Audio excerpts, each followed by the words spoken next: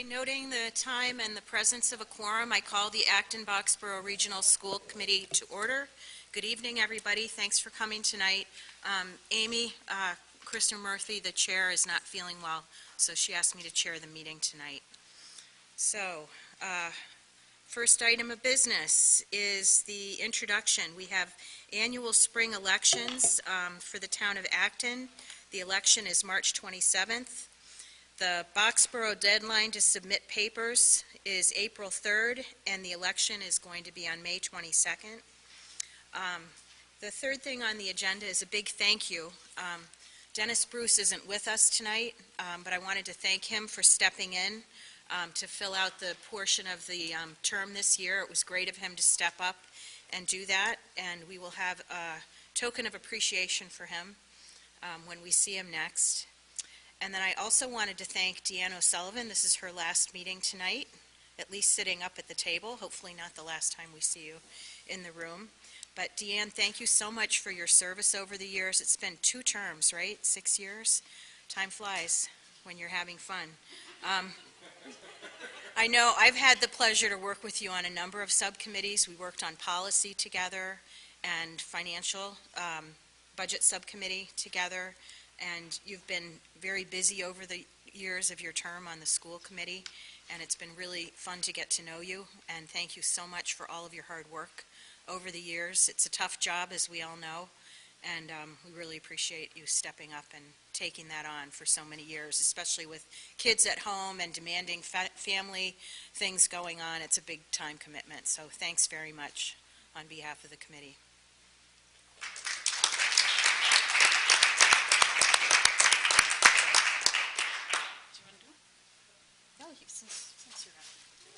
We have a little token for you as well.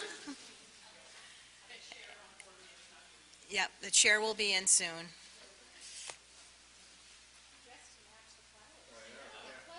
That was well planned. Does anybody else want to say anything? Paul? Deanne, it's been a pleasure serving with you. Thank you. Mary? I'll just echo, we haven't always agreed, but you've made me think about different perspectives, and I think that's a really valuable thing on a committee like this, so thank you. Do you want to say anything, or are you good? Sure, as usual, I didn't prepare anything. No, I mean, I have to say, I'm sorry about the past year, because it gets a bit hectic in lives, but it's a great group of people to work with, and yeah, it's great to have the disagreements, but I think everybody honestly does the best that they can do, and until you sit up here, you just don't see that, and you don't realize it, and I just think that the people on this committee are just amazing people who really just donate a lot of time. I'm going to miss, so thank you.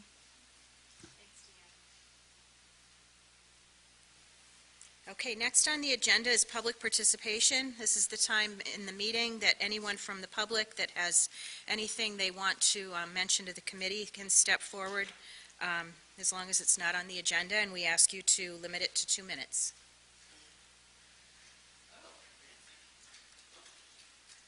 And please just state your name. Oh, yes, certainly. And make sure the mic's on there. Yep. I'm Tara Fredericks, and I'm from West Acton. Thank you for all the work that you do. I was an attendee of Acton Boxborough Schools, as was a whole bunch of my family, and I'm particularly interested in special education, which I really think that we can. I'm happy as a taxpayer to pay as much as you guys think reasonable to take care of special needs kids, of which I have a whole bunch in my family too. And I'm running for Board of Selectmen, and I was handing out this chart, and I can hand out more if you'd like. And I'm running because I'm really upset about the water situation. The state, there's a line right here where the state doesn't allow any more withdrawals after that, and they don't intend to raise that because all the towns want to raise it. And so you can see if we continue with the building plans, there's a step chart where we're going to need almost twice as much water as we're pumping now. And so I'm very concerned about that, and I hope you vote for me for Board of Selectmen on March 27th. And thank you very much, and I won't take up any more of your time. Thank you. Thanks very much. Anybody else in the public? Okay. That being said, we'll move on to the next item on the agenda, which is the Blanchard Memorial School presentation, and Dana Lab is here.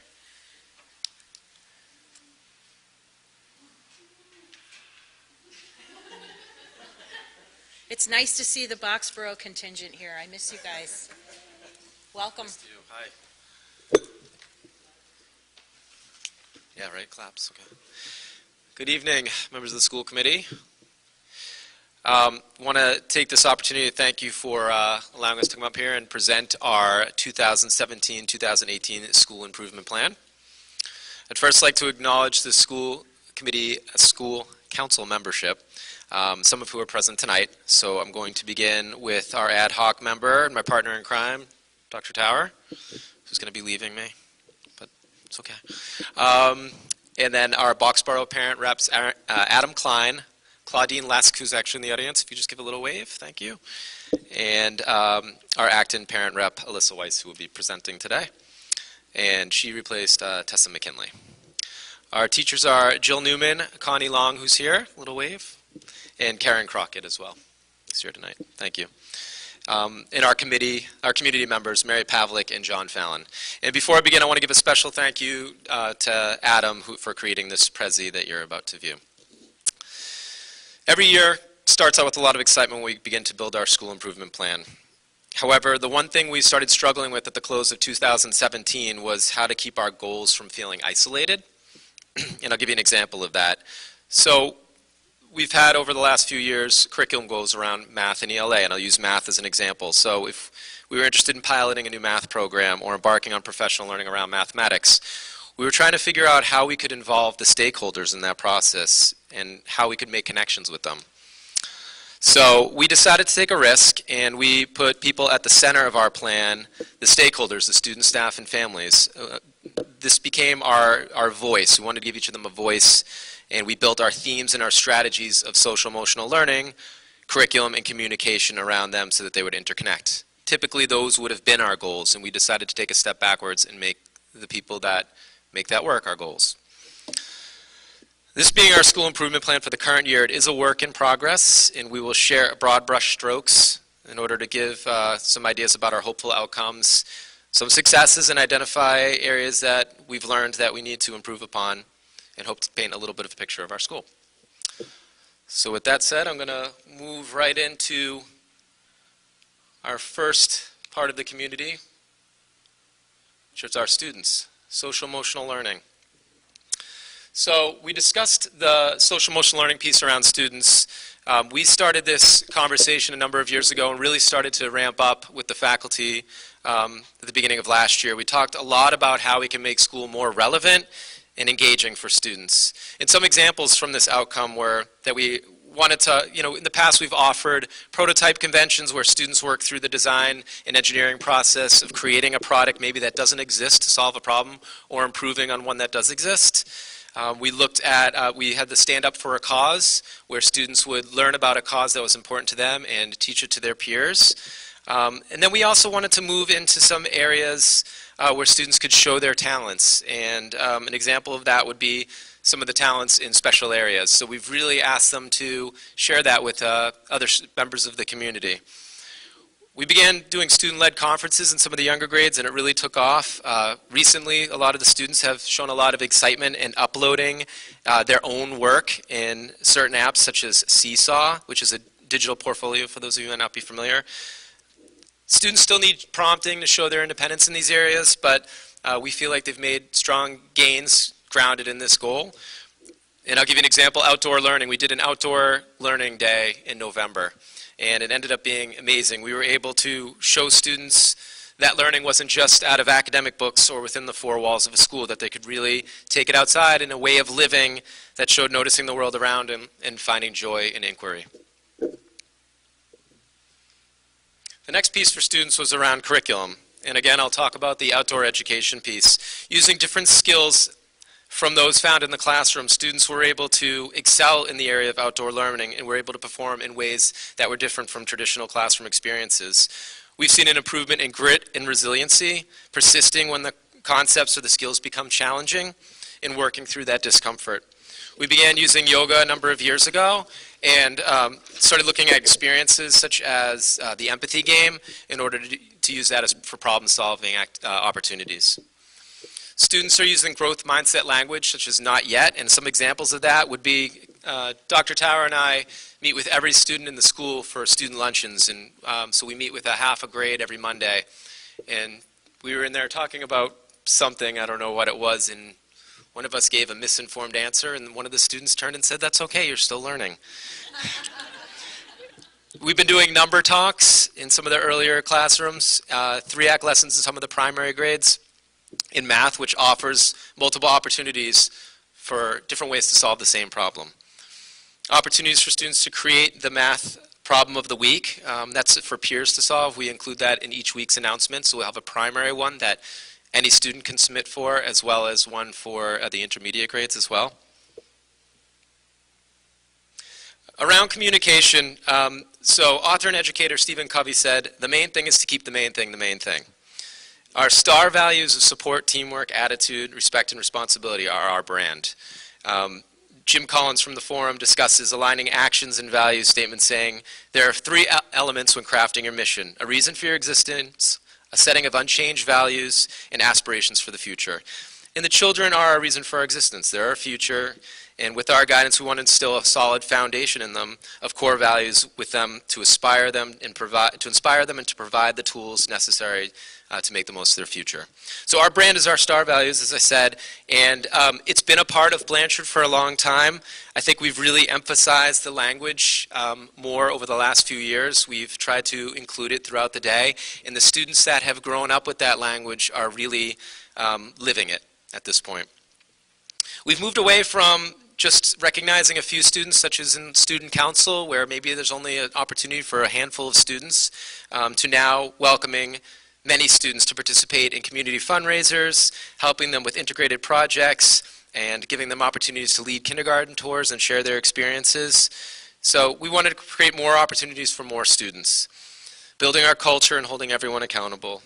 A change that we hope will help students in this endeavor was making our STAR values a theme of our cross-grade buddy activities, and then extending that to our community meetings. So each month when we meet as a community, we might have a meeting on teamwork, and students can share their talents or the things that they're working on in that area. With that said, I'm going to pass things off to Dr. Tower. She's going to go over some of the areas around staff and make some connections there.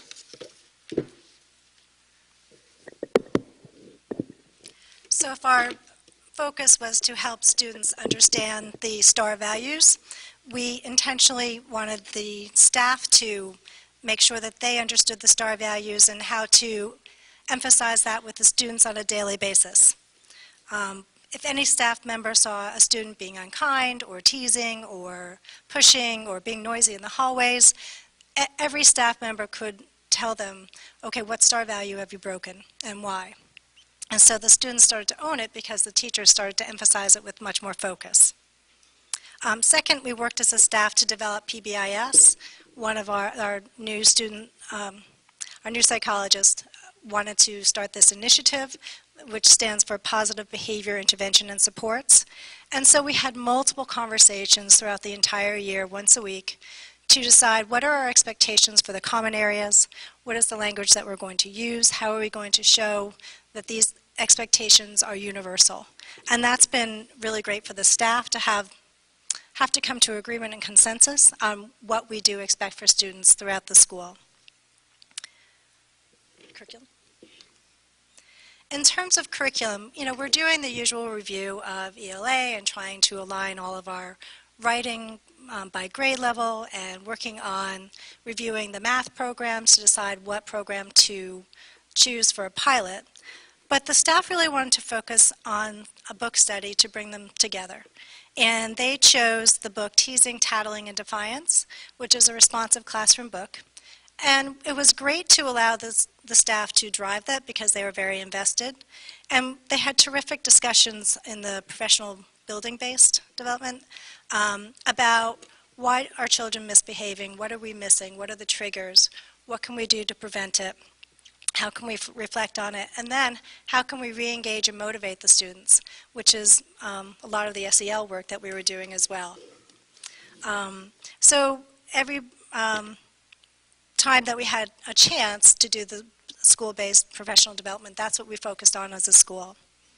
Communication. From feedback at the parent coffees, we realized that the parents were really feeling a void of what is the curriculum in the school, and a lot of the information they got was from the homework. And with the change in the homework policy, we realized we had to do something different to give them that same information. So Dana and the school council created a parent survey. We went through the survey and got some really good feedback. So Dana increased the monthly publication, The Bulldog Barks, to twice a month. And that second month was devoted to curriculum, which the entire teaching staff contributes to, as well as the nurse and I contribute articles, so that they have a solid foundation of what the curriculum is that month. And the parents in the parent coffees seem to feel like that's a good communication tool. Second, we decided that it would be a good idea to ask teachers to have much more consistent communication, whether it's print or electronic. Some teachers focus just on the print medium, but others have stepped up and they're also doing an electronic posting. And it might be through Twitter, it might be through Blooms, it might be through Seesaw or one of the other apps. But there's regular communication. I would say in a lot of grades it's weekly. So I think that's been a terrific communication tool, especially the electronic piece that's so instantaneous.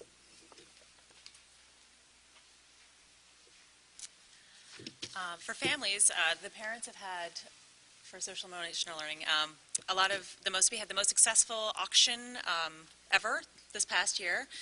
We've had a real uptick in the attendance for game nights and a lot of the other family events that have been going on, which has been wonderful. And this year we began holding monthly community coffees off-site to reach the community in both Acton and Boxborough. So we did last month's at Paddock Estates, and next month is going to be at the Acton Village Works. Hopefully will allow all the families to feel a little bit more comfortable. There's also been a lot of parent interest and involvement in the outdoor initiatives where the families are going to help build the trails and bridges to help with more of the outdoor learning, which has obviously been super successful. So, on to curriculum. Going back to the Bulldog Barks, it's really empowered parents to discuss academics and curriculum with their children. And we all recognize that the homework is not the only connection at home, and we wanted to offer ways for parents to engage in the curriculum on their own terms, but supported through Blanchard. So this allows all of us to talk to our kids about what's going on in their rooms. And I personally, last year, had Twitter every day sent home, which was amazing. We were able to look at it at night and discuss it with my kids. And then this year we have both Blooms and also daily take-homes to talk through. It's not homework, but we know what they're doing in the classroom this way. We've also been encouraged to read with our kids on a daily basis, and in doing so, we've been allowed to check out more books. Our kids are allowed to check out, more books than they did last year, which has been a real we love because it's our favorite family time.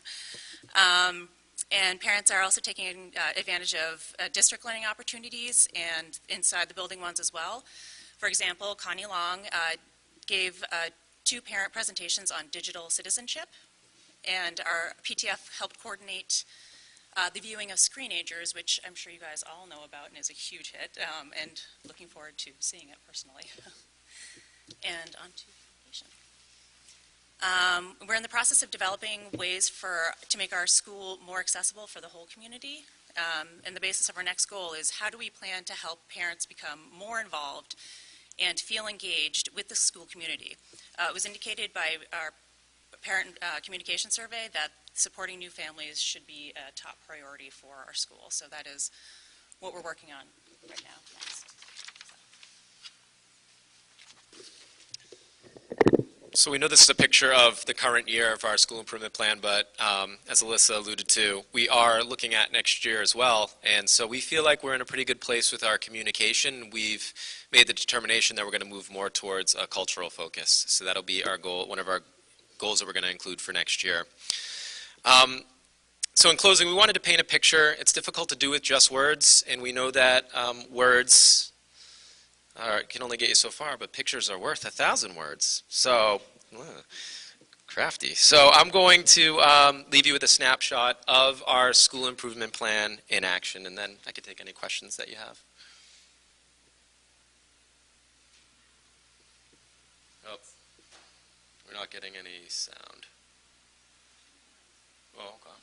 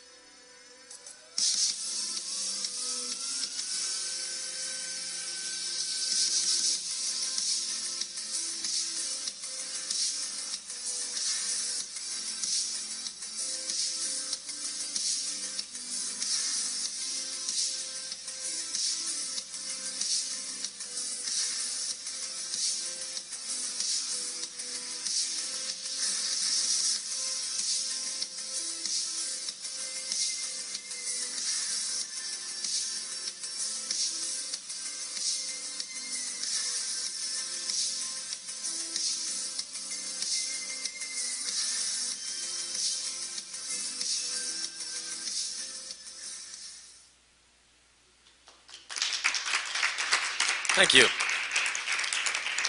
We had another version that was 30 minutes, so I gave you the short one. Can I answer any questions for you? Mary?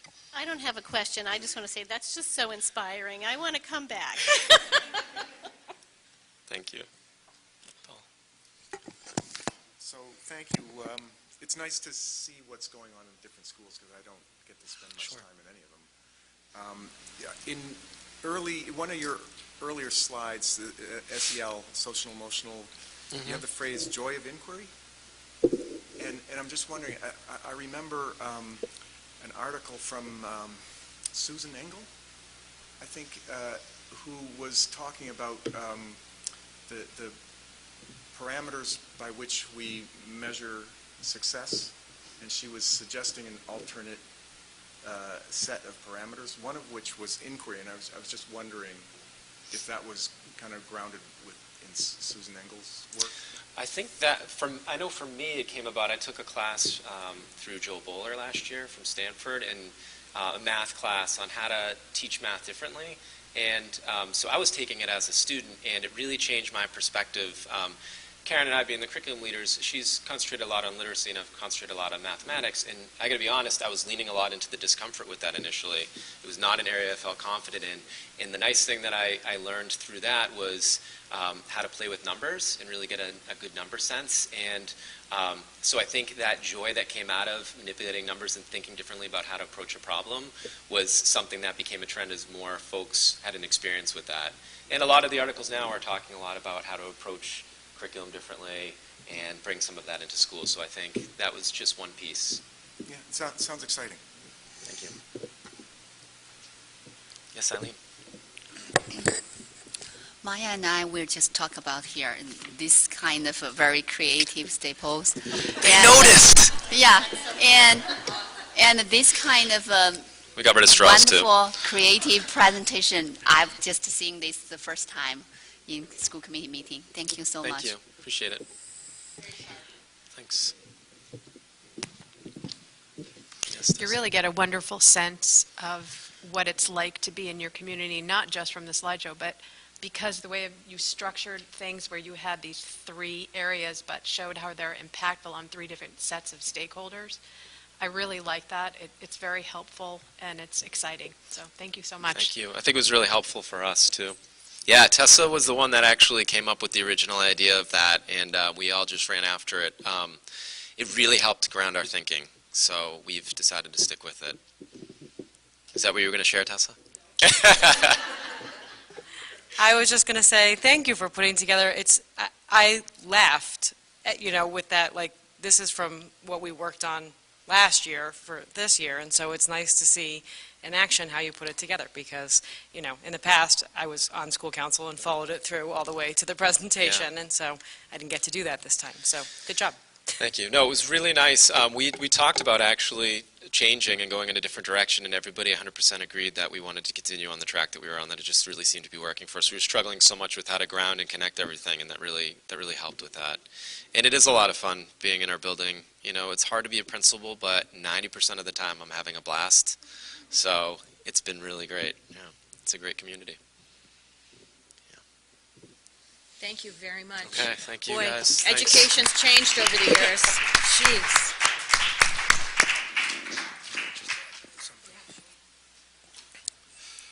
Dana, before you leave, I was just reminded that something must have happened today, because I recall yesterday you told me that 95% of the time you enjoy being principal.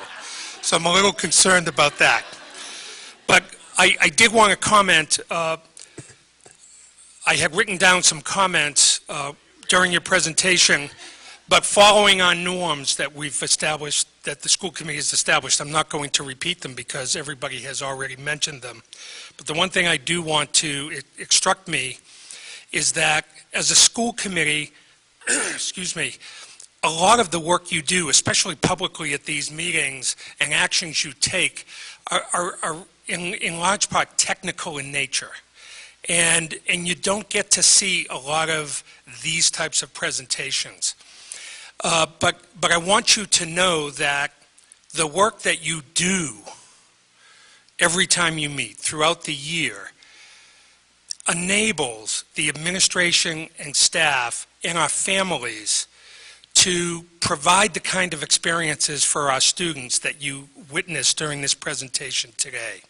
So even though it may not seem like it at time, the work you do allows this kind of work to happen, and I think that's wonderful.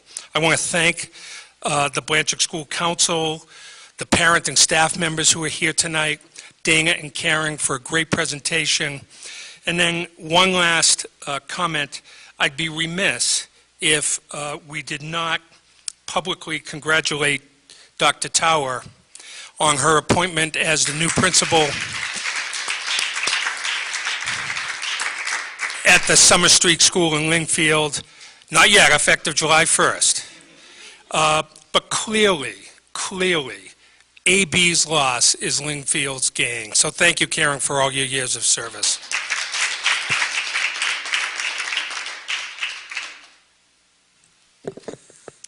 And I echo that. And I also just want to say, education's changed so much over the years.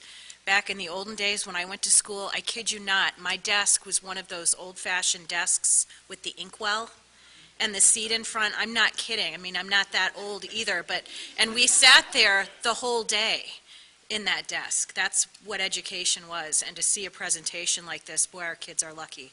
So, thank you. I guess I am kind of old, but we're going to take a couple of things out of order now. We are going to move the MCAS update up to now, and then right after that, we're going to take the kindergarten registration update. So I will hand it over to Bill to introduce Deb. Thank you, Bridget. While 2017 MCAS results and public school and district accountability data have been public for quite some time, and typically school committee receives its annual report on MCAS scores in November and December, this year we thought it might be more helpful to wait a few months for two reasons. The first is that, with the exception of grade 10, all of the MCAS tests that were administered last spring were new. They reflected the new MCAS version 2.0 test. And then secondly, given that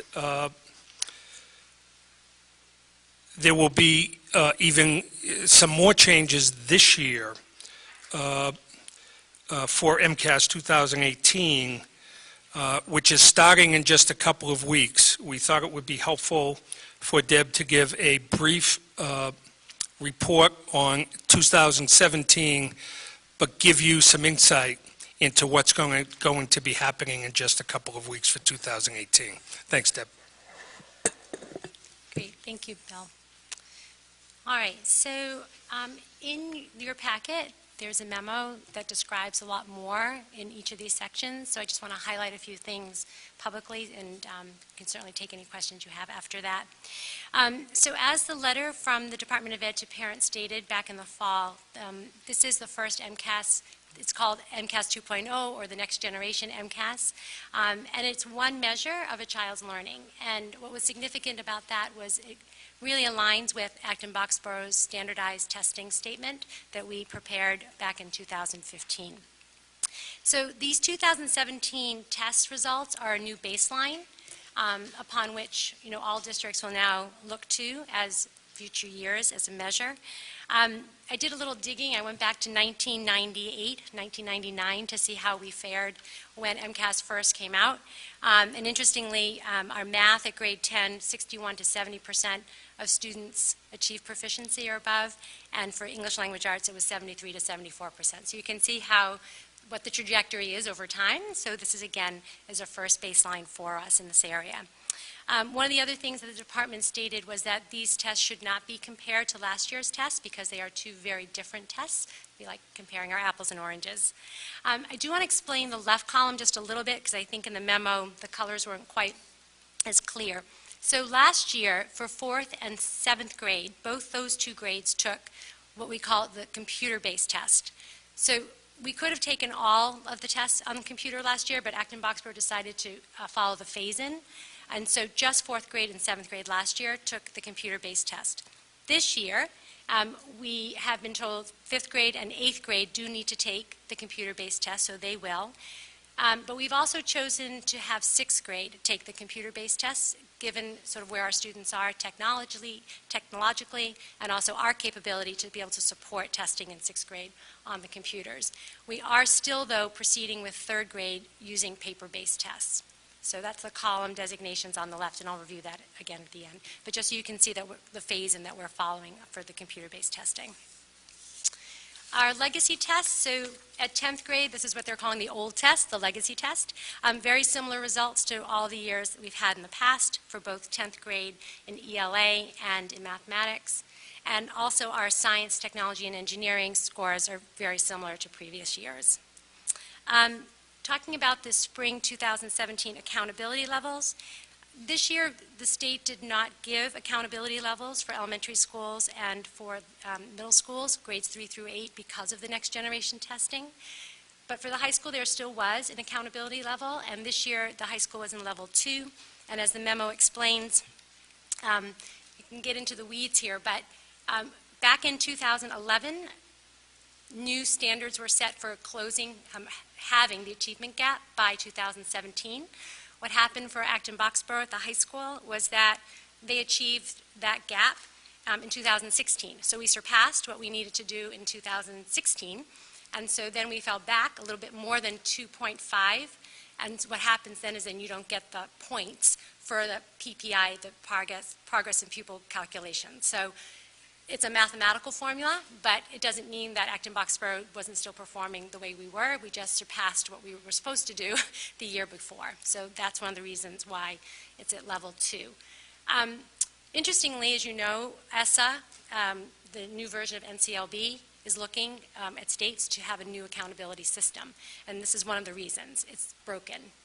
And so in October, the department created some new indicators, and in March 7th, I think, at their last meeting, they began to discuss the weighting of those indicators. So we're waiting to hear what this new accountability system will look like, and also the assistance they'll provide for districts and schools who are in different levels. So that's still to come for us. All right, looking ahead to this year's MCAS. For grades 3 through 8, the testing window is April 2nd to May 25th. All of the school schedules are now posted and available on the school sites. Amy Bizowitz, our Director of Ed Tech, has been phenomenal meeting with our school leadership teams and working to make sure that the infrastructure is there for the support and also for the personnel support. Important to note that all of these tests are untimed this year. Science, technology, and engineering is the only test that still has an overlap of the previous standards and the new standards. So this is the last year that there'll be an overlap, and then next year it'll be all on the next generation science standards, or the new STE standards. And built into all of the computer-based testing are what they call universal accessibility features that are available for all students. So those are things like Zoom tools and answer eliminators and line reader tools. So what's nice is that there are some built-in features as students are taking the computer test. And we will have practice sessions. They do provide practice sessions for the technology piece for students. For grade 10, this year, it's the same legacy test that they've always taken for ELA, for math, and for science. The grade 10 field test participation. So groups of 10th graders at every high school are required to participate in the field test. This is so that they can test out new questions and see how it works for when it counts next year for 10th graders. The 10th grade test is a competency determination test, meaning you have to pass that test in order to graduate, so they can't just give students the test without testing it out first. So Acton Boxborough was chosen for the English Language Arts field test. Students' participation does not replace the legacy test participation, so they take the regular legacy test and they take this field test. No data will be shared individually or by school, so this is all for the department to get a sense of the new questions. The date for this is May 2nd. I've been working with the high school team. It's May 2nd, periods 1 through 3, so it'll be a group of sophomores. They're regular English classes, so that they're not missing anything else. It'll be a whole class at a time taking the test. And we will be sending letters out next week to parents to notify them of their students' participation. Looking ahead, what's happening, what's coming from the department. So on Budget Saturday, you heard us talk about the turnover of all the standards and how we're working with new standards these last several years. They're now beginning to form a review panel for all of the arts standards, so that's for performing arts and visual arts, so we'll see where that goes. And then right now we're in the period of time to receive public comment and to send it to the department by April 2nd for the history and social sciences framework. And the tentative vote for those frameworks for SE to vote is June 26th. So we will see what happens, and at that point we will certainly start our process of unpacking the standards and taking a look and crosswalking between the old and the new standards. Looking ahead to MCAS 2019, the following year, all students grades 3 through 8 and grade 10 will take computer-based tests. All of those tests will be the next generation test, except one exception. Grade 10 for science, technology, and engineering will still be using the legacy format, even though it's on the computer. So they won't have switched over to the new format yet until the year after. So I'm happy to take any questions you might have, but that's just a little back view and a little preview. Any questions from the committee? Diane? I have two, excuse me, I have two questions. What is the new format? And the other thing is, so you wrote a letter to Mitchell Chester in October 2016, and we were questioning things like the test validity, overstressing capacity. Did we ever get an answer? Interesting you mentioned that. So I had written to, I wrote back to them actually around the growth piece. So let's go back to the slide. So one of the things that was interesting, concerning, questioning, was the fact that we can't compare this year's test to last year's test, and yet there's something called the transitional growth. And so again, how is a growth measure possible when the tests can't be comparable, right? You can't compare them. So I asked that question. I also asked because they had said that that information, if growth was calculated, it wouldn't be shared, and then it was shared. So one of the responses from Bob Lee, who's the MCAS chief analyst, came back and said that that their data, what they found within the test, is that it is valid. The next generation MCAS scores were still highly correlated with the old MCAS and therefore were valid for reporting, growth reporting purposes. But they felt that they couldn't explain the new tests and what a transitional student growth percentile was on the parent report, so they left it off this year. But they did report it in that public piece. So they did feel that the validity was there to be able to calculate that. Each one of the tests, I mean, I could pull out the ELA, the math, and the science, but the portions of questions are different, so the amount of unstructured questions for students are different. There are opportunities for students to have to look at, for example, in ELA, a couple of different pieces of writing and be able to synthesize, which is very different than just reading and answering, what's the main idea or who's the main character or something like that. So a lot more of those types of problems or activities are embedded in this test. With mathematics, it's not as much finding just an answer in a multiple choice, but in perhaps locating information, again, being able to analyze and synthesize a problem. So it's the type of skills that we're asking students to demonstrate throughout the test, with different formatted kinds of questions. Okay? Yes, that's on computer. So I heard you say that there's going to be practice tests available to teach them how to use the technology, but how much time gets actually spent on that? I'm asking from a place of hoping it's not much. Yeah, it's not much. So I think they're about 20 to 30-minute practice tests, and it's really to get them familiar with the drag model and the toggling and all the different features that are embedded, and those features I was talking about before that are universally available for and accessible for all students. One of the things we've always stated is that we don't take a lot of practice tests for the test itself. This is a test, a practice for the tool that they're going to be using, not for the test, if that makes sense. Okay. Yeah. Deanne? So you had said, I just have a few questions. You had said that, because the test is very different with the skills that they need. Yeah. Mm-hmm. So how, it's hard to read what these results are. Right. So how, in your assessment, how do you feel the school did with the students understanding those, the whole different nuance and being able to think really kind of out of the box? Yeah. So at this point, it's hard to really make an overall statement because, first, we didn't participate in Park over time. So in comparison to how other places did, we didn't have the years of Park participation that other districts had. We also didn't go right to the computer base, so for some students this was new in that sense as well. But yes, most definitely there's also a look at the curricular alignment. So that's the piece that I'm most interested in taking a look at. And I think next year's results will give us a little bit more information, then we can start to dig into that a little bit. It's hard with just 1 year's data shot with 1 year's group of kids.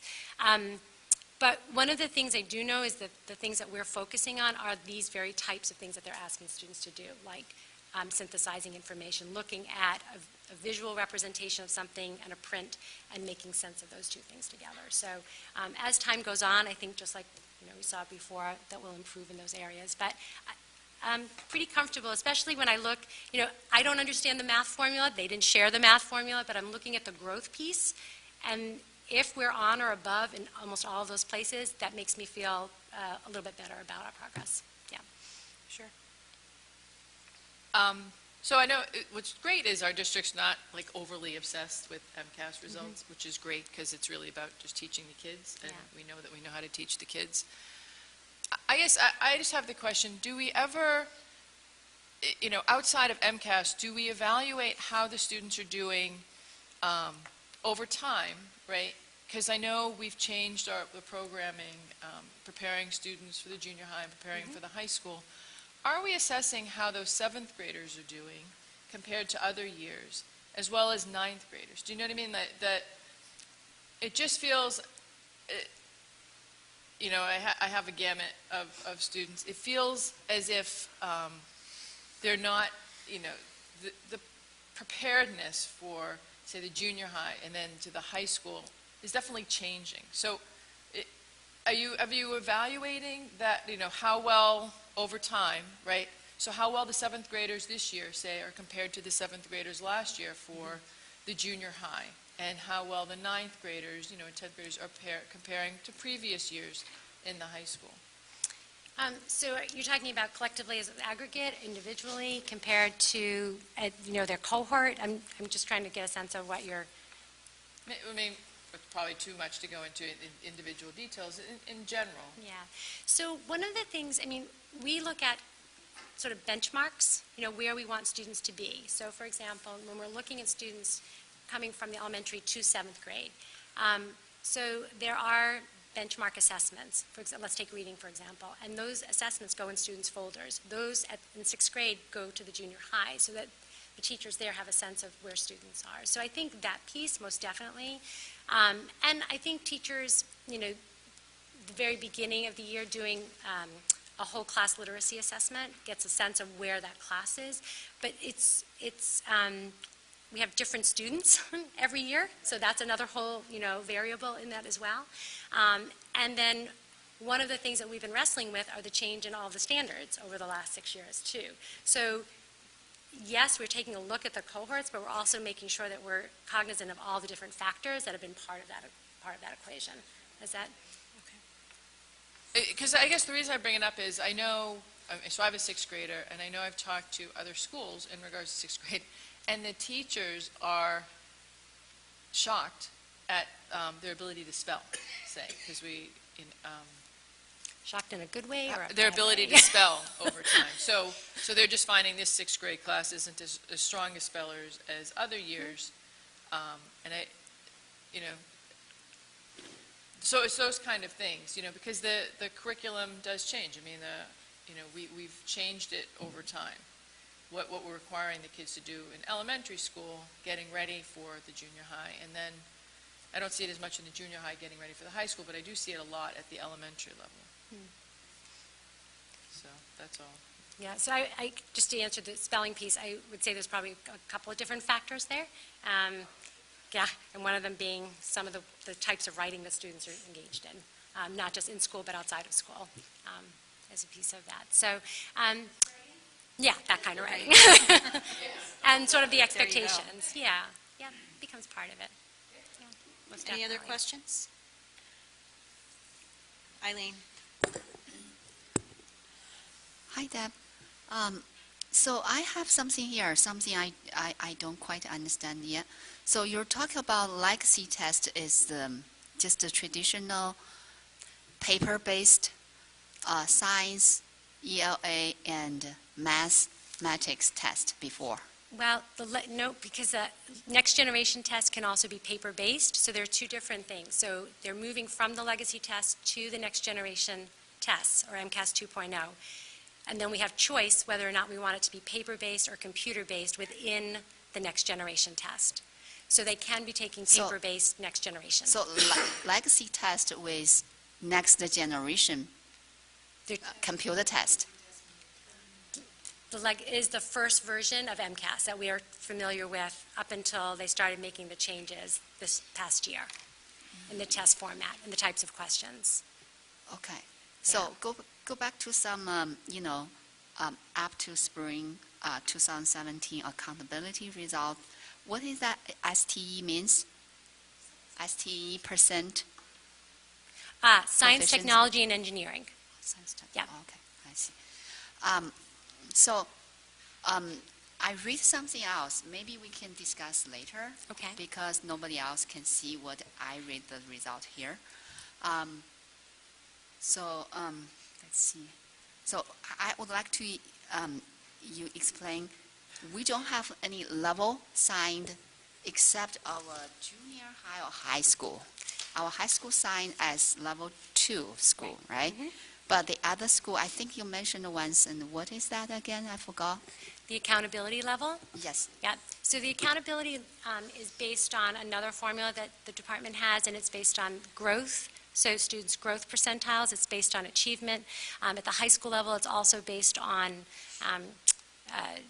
graduation rates and attendance. And so there are a couple of different, each one of those is a different factor. So there are 7 at the high school, there might be 5 at the elementary schools, and they're all weighted by the number of students. So it's a formula for around calculation. I can share that with you. I usually do that as a first part of my presentation each year for MCAS. But this year there was no accountability because the state said that they needed to start fresh again with a clean slate because they couldn't calculate it from the year before because of the new tests. Okay. So all of the schools and the districts for grades 3 through 8 did not have any accountability levels this year. Okay. I did pulling all the report card for all the elementary schools, and we have one middle school and one high school, so there is no comparison between these two. Okay, the bigger twos. However, I think last time you sent the email, I really pay attention to that. I did find out we just have 2 schools above the whole district average level.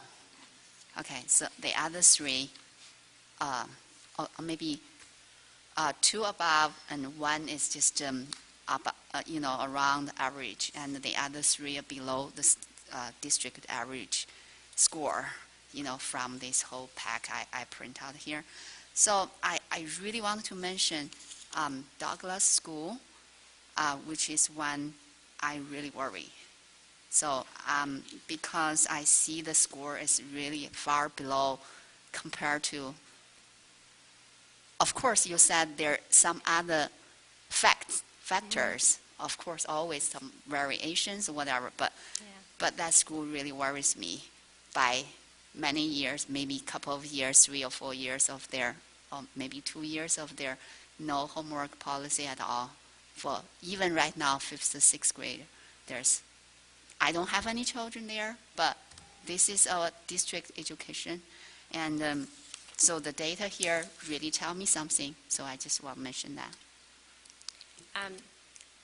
So I think, again, these are brand new tests, so it will help us understand sort of as we move forward. If we go back, all of the schools over time, different years, different schools perform in different ways. And so Douglas has had other kinds of performance in years past. So, but it is certainly something that I know the principals meet with the teachers at the school level to talk about the performance. There are also different, again, student populations at different schools, so all of those different factors have to take into account when you see the scores. Yes, I have to agree with that. But however, I think I really want to echo what Deanne said. Yeah. We probably should make some comparison. We should have some data available, like this year, 2017, how 7th grade, this current 7th grade and 2016, the 7th grade before, which is this year current 8th grade. And there are definitely a lot of different factors, but we would like to see the growth, just comparing this same grade of the kids. I understand the different kids, but we'll just, because we have almost the same stuff, we have most of the same approach to teach the kids, we'll see how, what's the difference, and we're probably going to find something, from all those data. Yeah. Otherwise, we just have like we'll test the kids every year. We'll have this result, which is this year's result. It's In the I mean, past, and then next year we'll test the kids again. We'll have next year's result. Yeah. You know, so we cannot see any.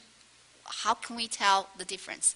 so in years past, what I've shared with the committee and also with the principals is what we call the cohort model. So what you're doing is you're following a group of students through those testing, all through the testing year. So you can see the different progress that the group of students does each year.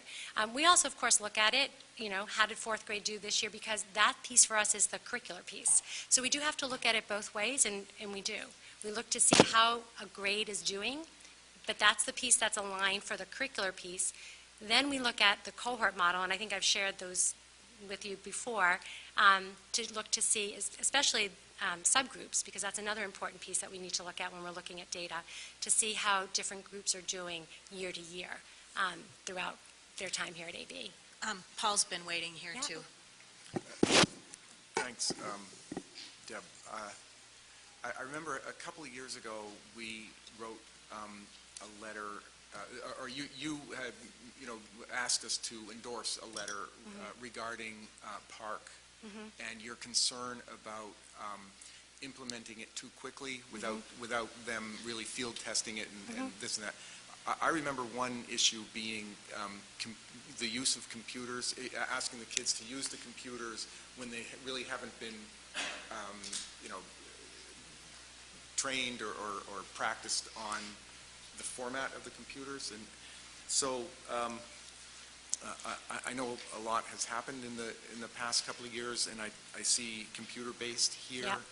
Are we more comfortable that the implementation through the computer-based now is better than what it was Yeah. back then? Yeah, most definitely. In fact, talking with Jim Marcotte here at the junior high, his response to doing the seventh grade last year, all on computer-based, was the kids found it easier.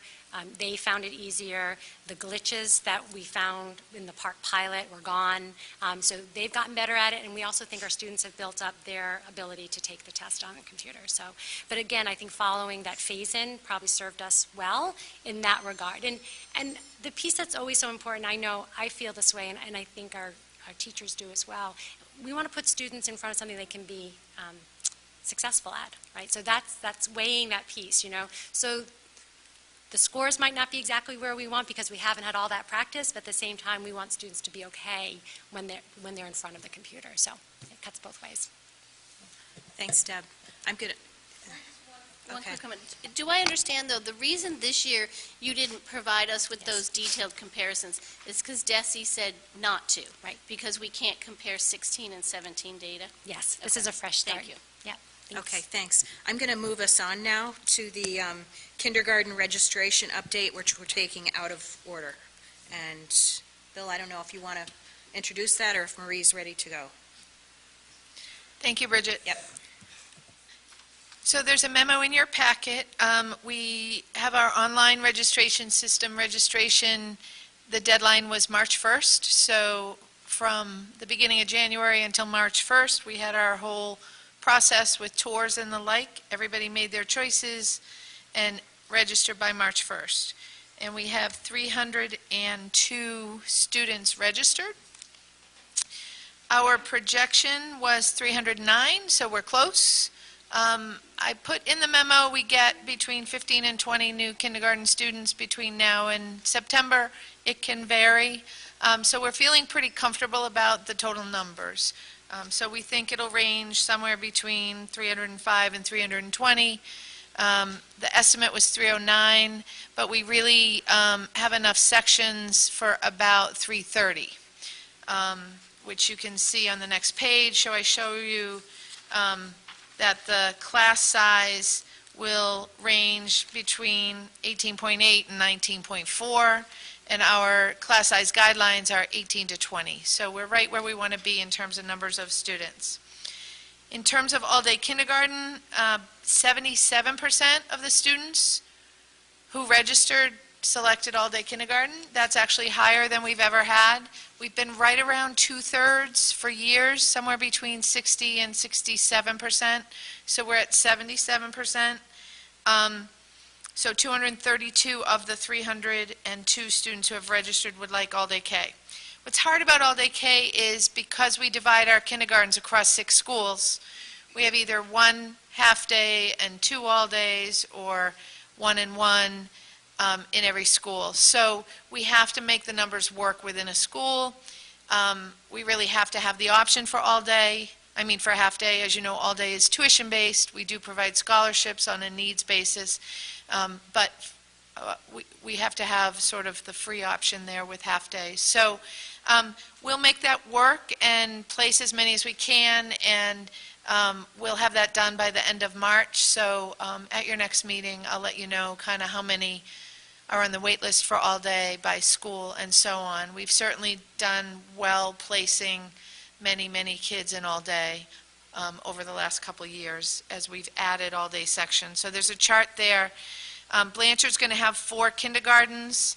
The interesting thing about that is that Blanchard already has 20 to 24 requests for half-day, depending on how the lottery falls out.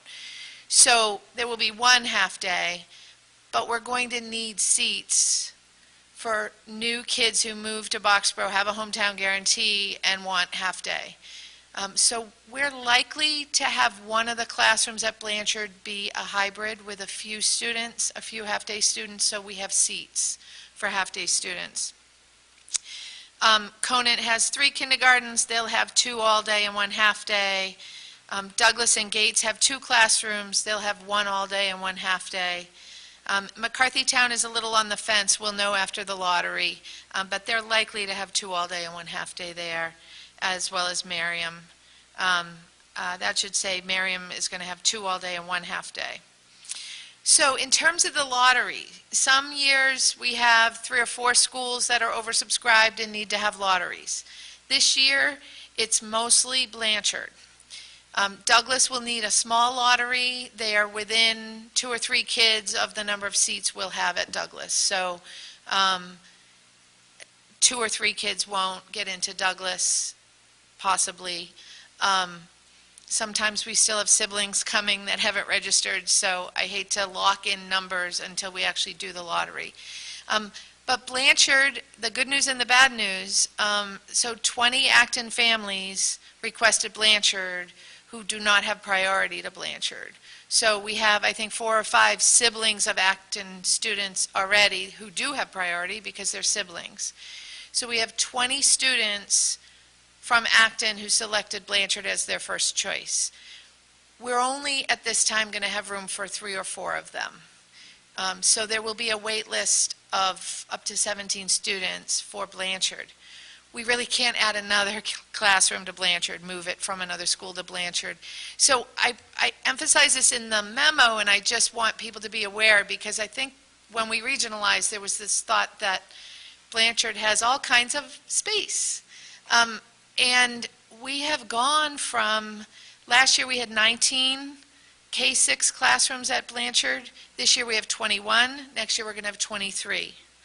Dana has become a space genius and has done a lot of really hard work around making everything fit. And there can be sacrifices with that. So we're continuing to work on that, and we will have 23 classrooms there next year, but it won't be easy. And so if the following year we were to have 4 kindergartens again, we do not have a place to put the 4th kindergarten. So we're working our way through that. It makes us a little gun-shy about putting more Acton students in the Blanchard kindergarten, because then the next year and the next year and the next year, when they have siblings, it will require space for more students. We know the projections going forward and so on. So I just wanted to sort of put that all out there. All in all, it's good. It's not like we have 3 or 4 schools that are going to have wait lists of 5, 6, 10 kids. It's really, one school will have a wait list of 2 or 3, and Blanchard will have a wait list as high as 17 at this point. And I do have to keep Blanchard classes a little smaller because we need room for hometown guarantee students who move in going forward. So I just wanted to put that all out there. The lottery will be held before the end of March. Parents will be notified by April 1st.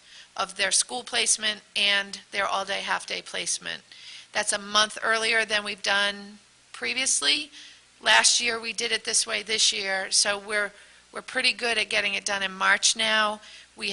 This will be our second year with the online registration and the online lottery. So it makes it much more efficient. So that's our update for the moment. Thanks, Marie. Any questions? Oh, I'm so sorry. I also had some EL updates that Dawn was going to talk about. In front of you, you have something on orange paper. I knew you'd know who it was from. I just wanted to show you, every family that registers the home language survey, everybody completes it. And so anybody who registers, no matter whether you're an incoming kindergartner or you're an incoming third grader to the district, we're required to ask these questions of all of our families. On the back of this sheet is all of the languages as of now. We have 32 different languages other than English. Well, I think English is actually included in the 32, but that are coming in, and it's just an amazing representation of how diverse our students are becoming. Some of these languages are parents, parent one, parent two, sometimes they're the same, sometimes they're different. Many of them are dialects of Indian, and there's a few others on there too, but I just thought it was an amazing representation. I wanted to share it with you. Next week we will screen, we're hoping to screen 132. So of the 302 students that we have registered right now, 132 of them indicated something other than English on this survey. And so we're required to screen them. So we have 2 days of screening. So about 44% of our incoming kindergartners will screen for, to see whether or not they're eligible for English language services. So we'll report back on that a little bit later in another kindergarten update. But just wanted to give you a little bit of sort of where we are. I'm sorry, Dawn, can you repeat that percentage? How many? 44. 44% of the incoming kindergartners. Mhm. Okay, thank you. That's amazing. Paul? But that's just taking the screen, not necessarily needing the service. Yes. Right, so our incoming Ks get screened in speaking and listening only, and then later on in the year we'll screen them again. But and it's a short, it's like 15 minutes, 20 minutes at the most. It's a quick little screen. Yes. Do you have a sense for, of that 44%, is it 90% of them go on for more services, or 10%? Or? I honestly don't know what we only have data that I've had, I took data last year. We screened 97 of our incoming kindergartens, and 49 of them qualified, so it was about half of them qualified. So I have no idea if that number will be the same, if it'll be lower with multiple generations, I think there's just a ton of different factors for our kids, so we'll see. You want to do an over-under like March Madness? No? Thanks. I think Eileen was next, and then Deanne. Hi, Dawn. I love this orange form. Actually, so I think Paul asked a little bit already, and I really wanted to know why we're doing this survey. So We're required to do it? why? The department requires it to ensure that we have a consistent method to identify whether or not students might be in need of English language education services. So the result is you probably want to identify those kids and help them as soon as you can. Exactly. Right? Okay, two things. Second thing is at the back, those two Chinese are both Chinese anyways. Mandarin and Chinese the same. Yes, they are. That's true. Okay. So Is that correct? Because there's simplified and then there's traditional. Yeah, but it's all Chinese. It's the same. So 31 languages. Thank you. I should have asked you. Deanne?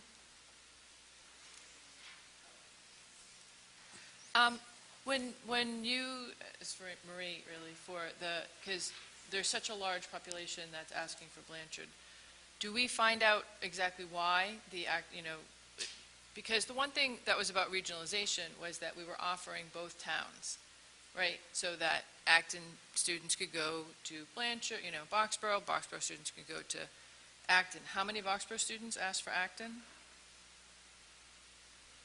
In the kindergarten class, I don't have that number, but I can find out. I'm sorry.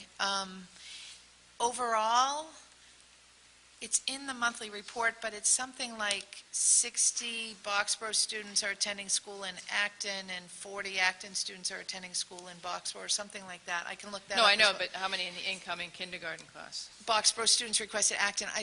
I don't have that. Sorry, I'll get that back to you. Yeah, just because, so again, we talked about this regional agreement, and, you want fair access for both towns. And it would be nice to find out why so many parents would want Yep. to go to Boxborough versus Acton. And I do have to say, and I know we're not supposed to really go into this, or I did want to go into it, but there is a reason. I don't want to just look at cohorts about why our numbers are going down in a school, because it's been consistent at one school that the numbers have been going down in MCAS. So you can compare one year to the next, and it has been going down. So I do think we do need to hold our schools accountable for the MCAS, or because it is our only way of studying how a school is doing. And again, I do like that our district doesn't solely rely on MCAS, right? But we do have to start holding accountable. We've heard parents complaining for the past few years, and then we're just saying, oh, it's just a cohort of students. And I think we have to acknowledge that and answer those parents, because those parents are getting very frustrated. So that's all I want to say with that. Okay. Any other? Yep. In terms of the why, so some years we have surveyed incoming kindergarten parents after the lottery, after they've been placed, and asked several questions about sort of why they picked certain schools. So I'm going to redo that this year. It's been a few years since we've done that. And we'll see sort of what comes out of that, and we'll share that with the committee. Thanks, Marie. Any other questions? Yes. I was wondering if you could remind us how much smaller the Boxborough classes are, because you said you have to keep them small in case of siblings for hometown guarantee. And also, I was going to suggest to Dana, if you're so creative with classrooms, just have another class outside. They have snowshoes. So the class size over time has averaged to be the same as the Acton schools, which is something that has happened since regionalization. So because so many Acton families wanted to go to Blanchard, where there were upper grades that had smaller class sizes, we filled those up with Acton families. So the class sizes are comparable. When we start out, I'm putting 17, 18 in Blanchard classrooms and potentially 19, 20 in Acton classrooms, because I know I have to have more space. So last year and this year, we start more like 17, and then we end up more like 20. The first year, we had 25 in the two kindergartens at Blanchard, 25, because we placed equally, and then we learned. So that we had to add a class the next year to split those kids. But, so that's why we do it. So the class size guidelines are 18 to 20. We're going to put 17 in each Blanchard classroom, and maybe even 18 at this point, and they'll end up probably at 20. Okay. Katie? Marie, with the odds so stacked against the Acton families getting into Blanchard, is there a way to take into account their second choice as their first Acton choice and give those who picked Blanchard Douglas a shot at the Douglas lottery, or are you just sort of stuck with your third choice if that was how it... So I pulled a chart of all the second choices, and they are distributed pretty well across the schools. So Douglas would be the issue if their second choice were Douglas. I don't know. We went through this before when we had hardly any seats at one of the other schools. Everybody made their choices. We're putting the data out there. If they want to change, they can, but I don't think, we can't put them in with two first choices. But a large number then will get their second choice. Thank you. Tessa? Just real quick, looking at what, we don't have the kindergarten numbers, but currently 74 Acton residents attend school in Boxborough and 49 Boxborough residents attend school in Acton. Okay, So thank you very much. Okay, thanks very much, Marie. So we're going to go back into our regular schedule now, and the next item on the agenda is agenda item number 5, the proposed legislative communication from the school committee, and I'm going to hand that over to Paul. This was a couple meetings ago. Deanne made the request, and we were happy to oblige. I sent out a draft for everyone to review. And when I do that, don't forget to just respond to me. So what we have in the I think it's on the table here in the yellow, and I think the one that's on the table reflects the edit that Maya had sent after I had already sent a draft to Beth. There was another comment from the community, a member of the community who suggested a change in a typo in the middle of the second paragraph to show their resolve to "I have affect." The suggestion was effect the change, and I'll leave it to those who have a better sense of grammar than I do. It's the difference between affect and effect. So those are all the edits. What I realized I was totally missing is the addressees, and we should talk about that. I kind of just got it out on paper and then realized that we can talk about who we want to send this to. So I think that's where we're at. Okay. Any comments for Paul on the letter? Deanne? I loved how you had written it, so that's why I didn't comment. After, though, I do have to say, with all the discussions right now about arming teachers, I just didn't know if, do we even want to put that in there or just leave it the way it is? I didn't know if we wanted to go there, you know? I thought about the same thing, and I really appreciated Maya's change because I think this kind of letter does need the action you're asking them to take, and so that added a very specific action. I sat down and thought about sending that edit, but I felt like that's like a 3-page letter of why that's not a good choice. Yeah. And so I didn't submit that change, but we could absolutely consider it if folks thought. Paul? So just, jumping on what Mary said about action, what maybe we could do is take that last sentence that Maya suggested, and we make a bullet point, and we just have a number of bullets that say these are the actions that we'd like, that we would support, or something like that. Okay.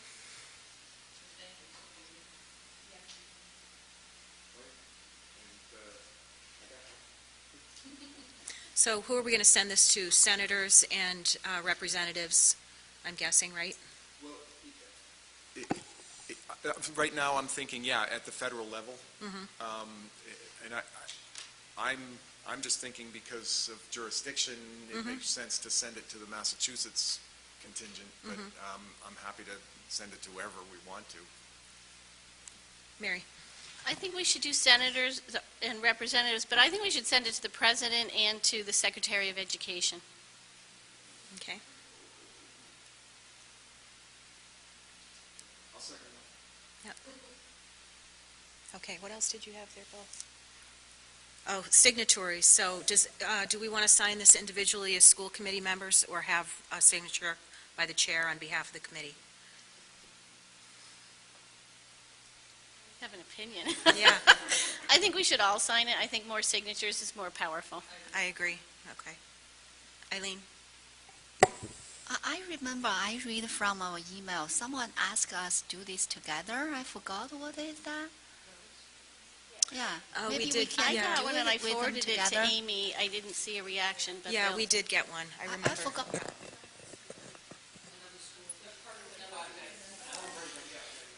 So there's another initiative that some school committees in Massachusetts have started called the Parkland Project. And they're interested in having as many school committees in Massachusetts sign off on a letter. So that was embedded in the email you received. They're planning on sending, this group is planning on sending a letter to the president after 100 days have passed.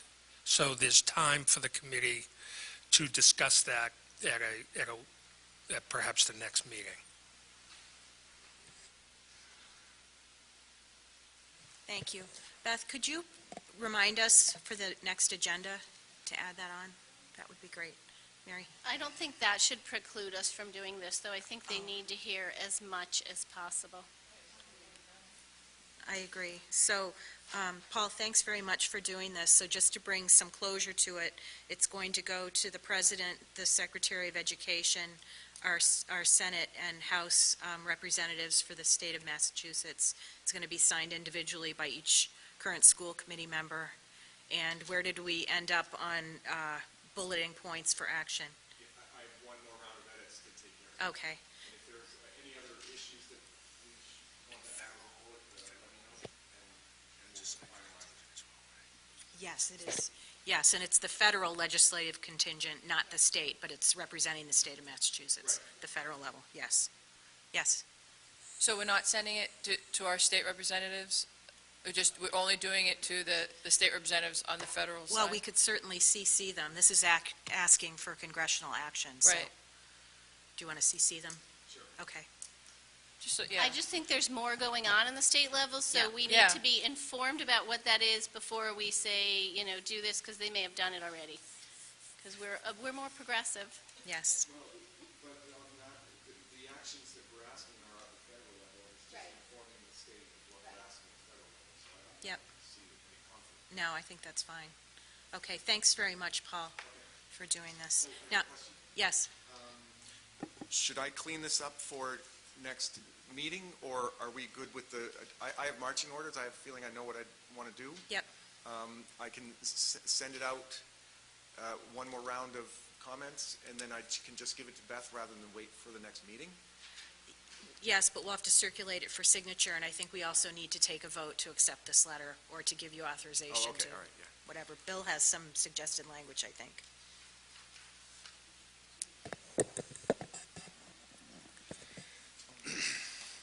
So I'll take a crack at this. Move that the Acton-Boxborough Regional School Committee approve the draft letter about gun-related school violence, and that said letter be sent to our federal legislative representatives, senators and representatives, and copied to the state legislative representatives. That We're going to works. include the president and the secretary among them. Yes, I hadn't written that down in the draft, so yes, that would be included. Second. I think we need somebody else to make a So motion moved. besides Bill. Okay, Mary made the motion, Paul seconded to approve the letter in draft form as we discussed tonight. Is there any further discussion about that? Okay, all in favor? Aye. Any opposed? Any abstentions? Okay, that's unanimous. Thanks very much, Paul, for taking the lead on that. Mary proposed, made the motion, Paul seconded. Yes, you did. Okay, so, let's see, that was number 5. We've already taken care of number 6. Next item on the agenda is the school building committee update, and I'll hand that to Mary, and then I think Bill will step in at some point on that one, too. Yeah, well, Bill's going to step in right now. All right, there you go, Bill. So tonight, we're asking the school committee to take a vote to authorize the submission of 2 statements of interest. So the deadline for the next round of statements of interest to be submitted to the Mass School Building Authority is April 6th. As you know, and as you have done the past few years, the school committee has to vote authorizing an SOI submission to the MSBA, and you have to do that each year. For 2018, The administration is recommending that the school committee submit, as you did last year, for the Gates and Conan School. In previous discussions and in many of the public forum presentations on the building project that were held in the fall, we have been indicating that that would be our intent. The two SOIs being submitted will be unchanged from last year with the exception of enrollment data, which will be updated to reflect enrollment as of October 1st, 2017. So that's the data, that's the enrollment data point that MSBA uses.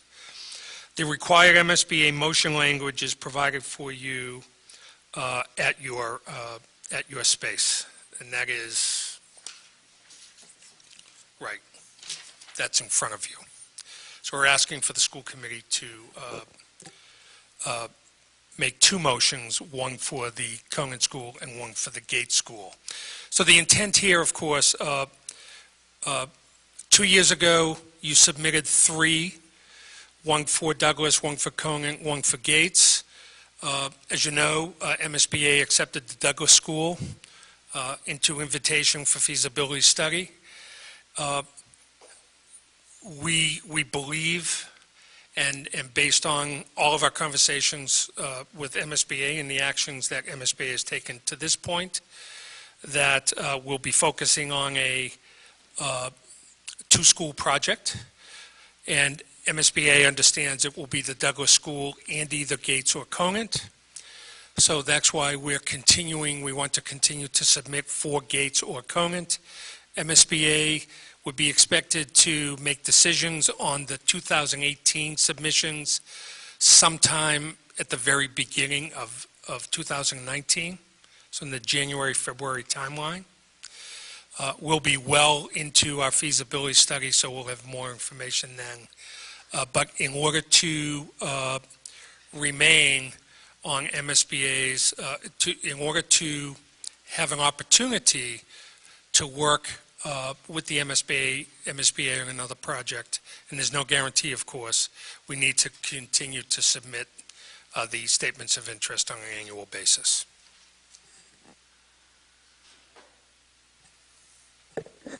Okay, Mary, I saw your hand first. For the motion, do you want the part compared to 442 students? Do we care about that change? Oh, this compared to. Yes. Okay. Yeah, Okay. that's required.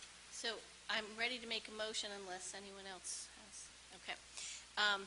So I move to authorize the superintendent to submit to the Massachusetts School Building Authority the statement of interest form dated April 6, 2018 for the Luther Conant School located at 80 Taylor Road in Acton, Massachusetts, 01720, which describes and explains the following deficiencies and the priority categories for which an application may be submitted to the Massachusetts School Building Authority in the future. Priority number 2, elimination of existing severe overcrowding. The Conant School's capacity based on gross square footage and MSBA guidelines is 307 students compared to 442 students as of 10/1/17. Priority number 5, replacement, renovation, or modernization of school facility systems such as roofs, windows, boilers, heating and ventilation systems to increase energy conservation and decrease energy-related costs in a school facility. The Conant School was built in 1970 with essentially no renovations other than roofing in 1986. Priority number 7, replacement of or addition to obsolete buildings in order to provide a full range of programs consistent with state and approved local requirement. Lack of proper accessibility and space at the Conant School affects programs that may be offered to these students. And hereby further specifically acknowledges that by submitting this statement of interest form, the Massachusetts School Building Authority in no way guarantees the acceptance or approval of an application, the awarding of a grant or any other funding commitment from the Massachusetts School Building Authority, or commits the Acton-Boxborough Regional School District to filing an application for funding with the Massachusetts School Building Authority. Is there a second? Second. Paul seconded. Is there any Discussion about the motion? Yes. Questions on the minutes, just clarifications, if I might? The minutes on the building committee? Yeah. Okay, let's do the motion first, and then we'll come back to that. Okay, any further questions about the motion? Yes, Eileen? I do not quite get this yet. So, for the building project, as I understand right now, we're gonna do the twin school, Gates and Douglas, but why we're make motion for Conant here? Because when we originally applied, we applied for all three schools. We were accepted for Douglas only. We still need to do work in Gates and Conant, so we're keeping these applications in MSBA's pipeline until we finish the building project. We will continue to do this for a number of years until we finish the current building project, and then hopefully we'll get picked for the next one. Oh, okay, got it. Thank you. Any further questions? Okay, all in favor of the motion? Aye. Any opposed? Any abstentions? Okay, that motion passes. Now we have a second motion. Thanks, Paul. Yeah? I make a motion to authorize the superintendent to submit to the Massachusetts School Building Authority the statement of interest form dated April 6, 2018 for the Paul P. Gates School located at 75 Spruce Street in Acton, Mass.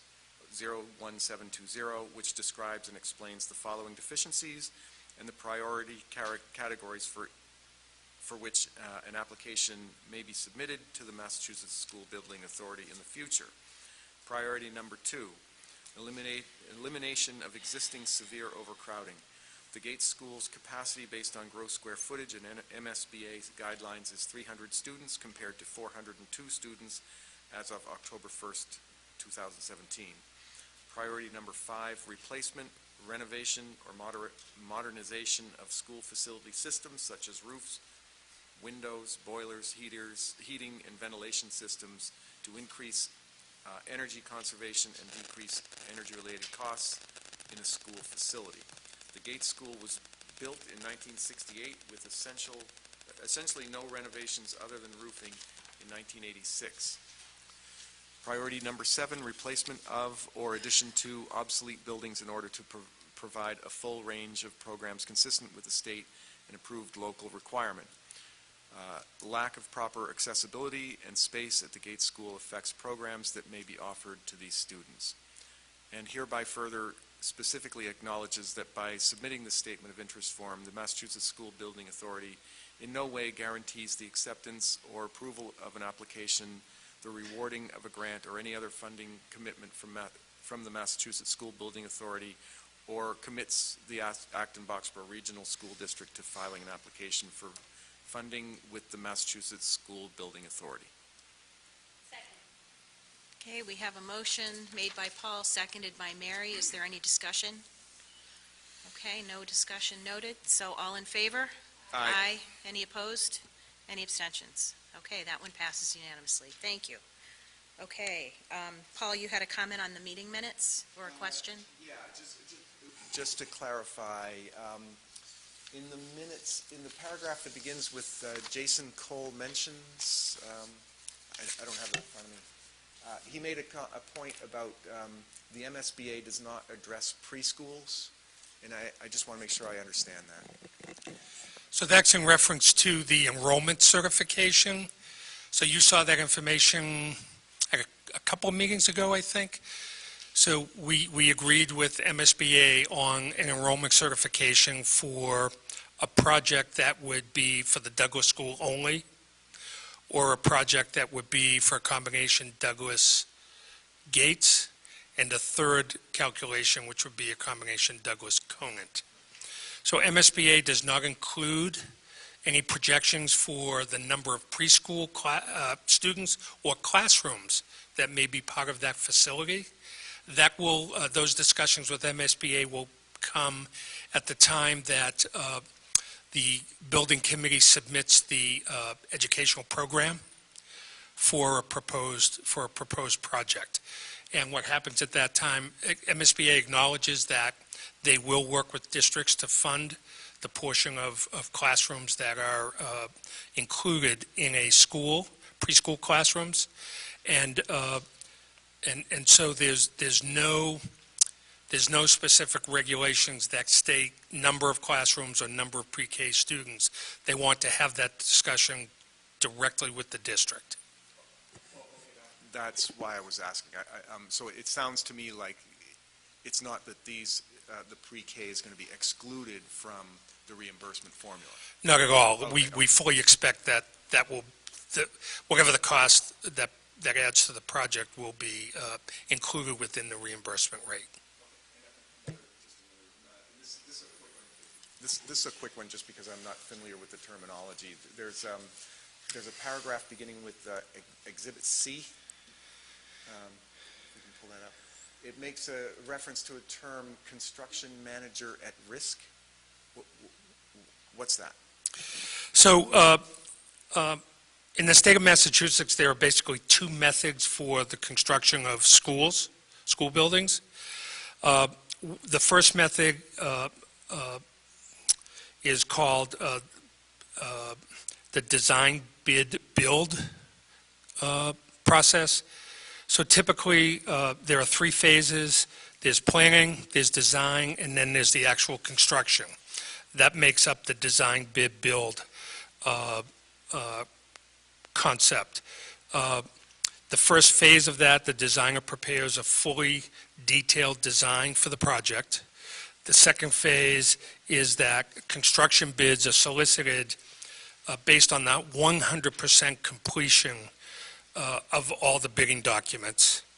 And then the third piece is that a contractor is then selected based on bids that are received.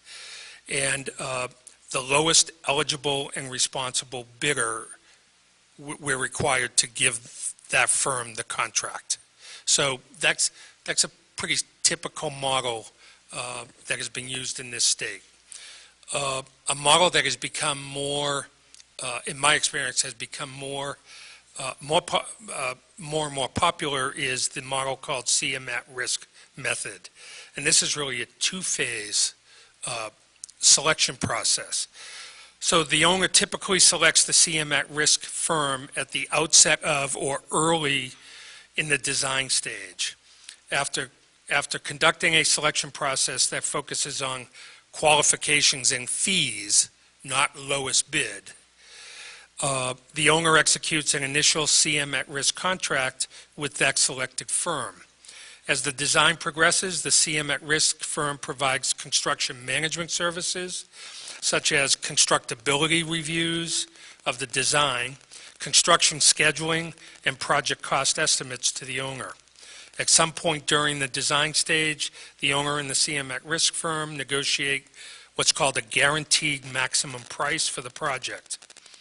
When the contract is then amended to include the guaranteed maximum price, the CM at risk contract becomes what's known as a cost plus contract with the gross maximum price. And the CM and what happens is the CM at risk firm assumes responsibility for the performance of the work, including the work performed by project subcontractors.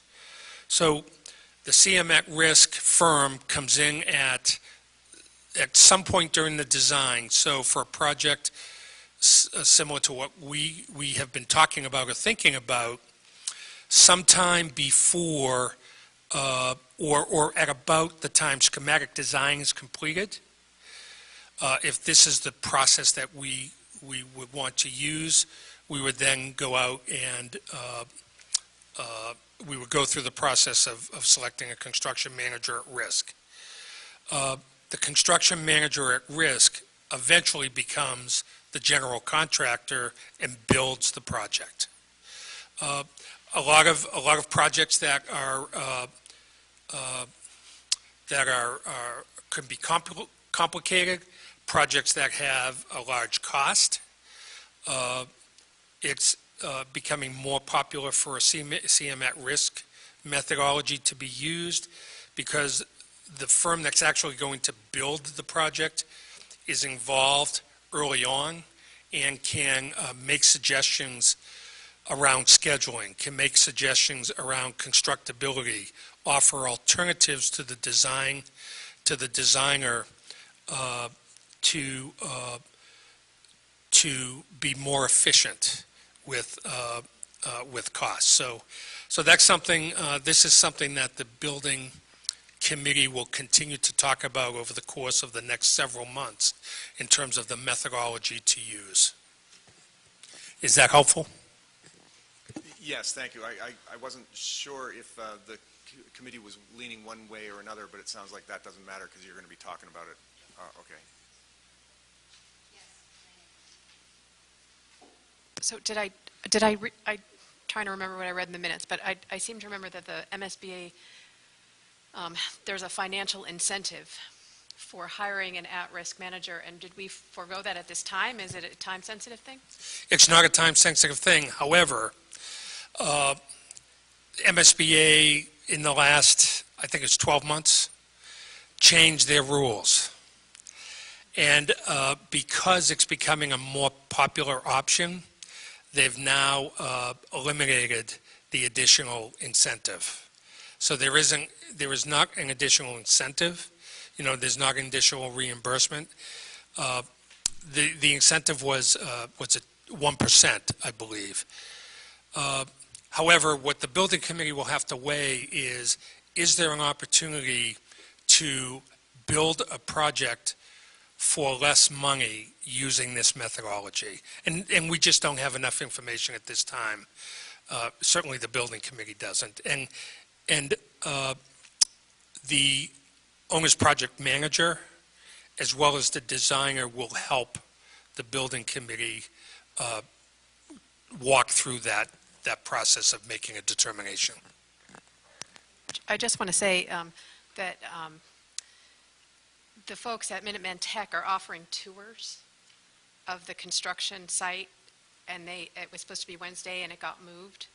And Gilbane is the company that they're using, and they're welcoming school committee members and interested parties to accompany them.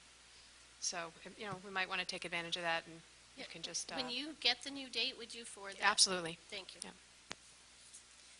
So I have a few other things under this. Yep, I was just going to ask you. So I actually skipped over the MSBA meeting on February 14th because it feels like we should have reported that by now, but maybe we haven't. Would you guys remember? That's when we solidified the enrollment numbers and everything, so, okay. Yeah, you had a meeting the very next night, so I'm pretty sure we talked about it, but it went very well, and we went to a training about the whole feasibility study phase, and they voted affirmatively, and onward and upward. All right, so then you have minutes from our meetings in here, and you have a blue sheet on your table. I'd like to ask that we re-vote the membership because we're at kind of a new phase in the project, and some people are stepping off, and we've had a transition in the Boxborough Finance Committee member. So this list shows all the current members. Damian Segru is going to step off. At this time, the focus isn't at Conant. If it does redirect to Conant, he can step back on. Ted Kale is going to be replaced by Gary Kushner. Rob Bukowski and Brian Griffin are stepping off. And there may be others that we add in the future, and certainly with the new superintendent we'll be adding. You have Dennis Bruce as the school committee. You need a new third. You need a new... Well, yes. I mean, this is the challenge right now, because currently he is, and we're going to vote this tonight. We don't know who the new person will be. He has said he'd like to stay on the committee anyway, so we're not going to vote him off at this time. And Adam's running for school, Adam's running for school committee. But that's, so again, we'll They have could to adjust swap it. That's May. community and... All right, this is March, that's May. So I'll move to approve, if we're ready. I'll move to approve the Acton Boxborough School Building Committee members.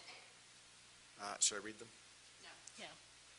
As presented by Mary? Is there a second? Second. Okay. Motion made by Paul, seconded by Tessa. Any further discussion? Okay, all in favor? Aye. Any opposed? Any abstentions? That was unanimous. And Bill has a comment. Just a quick clarification. So The February 15th minutes are in the packet. Quick review showed that actually was not on the agenda. So just to echo what Marie quickly said, we knew that the February 15th meeting, MSBA board meeting, was really pro forma. We had submitted all of the required information. There were a number of projects that were approved to go into feasibility study. We were one of them. Prior to the February 15th meeting, you did authorize me as the interim superintendent to sign off on the feasibility study agreement, which we did, and the executive director of the MSBA, as a result of the board vote, did sign off MSBA's portion of the feasibility study agreement. So that's been completed, that's done, and we're ready to move forward, and we're going into the OPM hiring stage. Okay? Thank you. Right back to you for agenda item number 8, Miriam School Principal. Yes, thank you.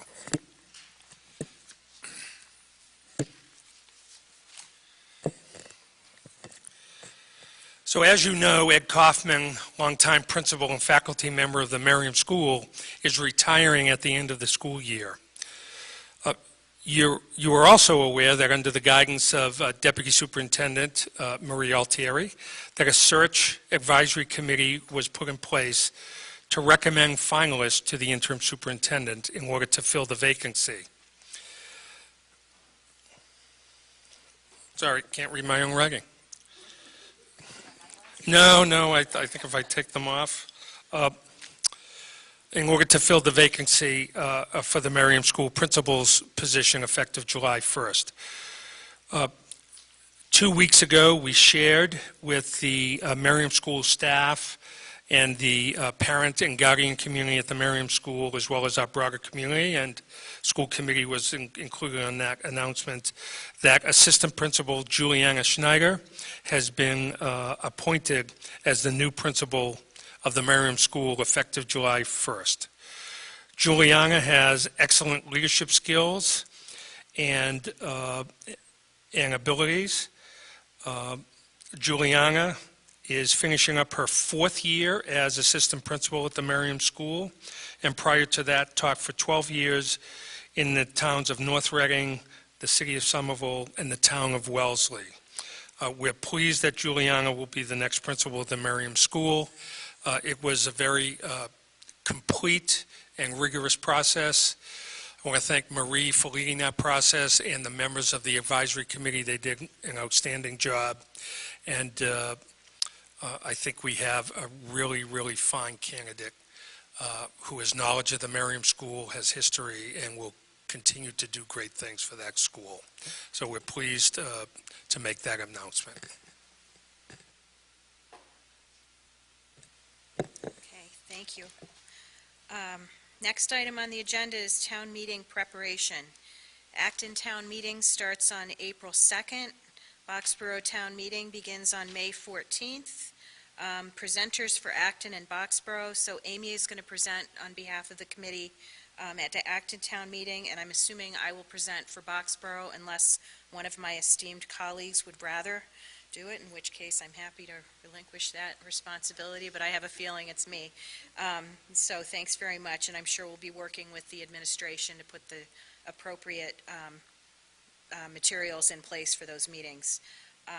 9.2 on the agenda, we have the financial reporting of the per pupil costs per the regional agreement. And Dave, do you want to report on that? I think it's at everybody's table seat. Yes, it's at your table, and I apologize that it's at your table and not previously submitted in the packet. So you have a 2-page memo. If it's like mine, it's front and back. There's which tries to give an overview as to the material that's presented on the spreadsheet, which should, for veteran members, be familiar to you. We use the same template as has been used at least in the last year. Not to belabor what I've written in the memo, but I've given you some results which show the change in per pupil cost The memo shows for the elementary schools, and this is pursuant to one of the sections of Appendix A to the regional agreement. I showed the change in per pupil cost from FY16 to FY17 in dollars and percentages, and then went on to give some clarification analysis of what we thought that data meant. The Blanchard School had an increase a little bit higher than the other elementary schools, so we did some investigation as to why that took place. And you may recall, excuse me, that in FY17, the district introduced a pathways program at the Blanchard School, which resulted in a significant increase to staff, and I've outlined that in the memo, and as a result, cost associated with the Blanchard School. It's my understanding that this program resulted in significant avoided costs, so it's not that costs were shifted elsewhere, it's not that like costs were necessarily saved from prior years, but these, in many cases, were students who would have needed to be served out of district, and thereby there's district-wide savings that shows up in a district line item at the expense of additional costs at the Blanchard School.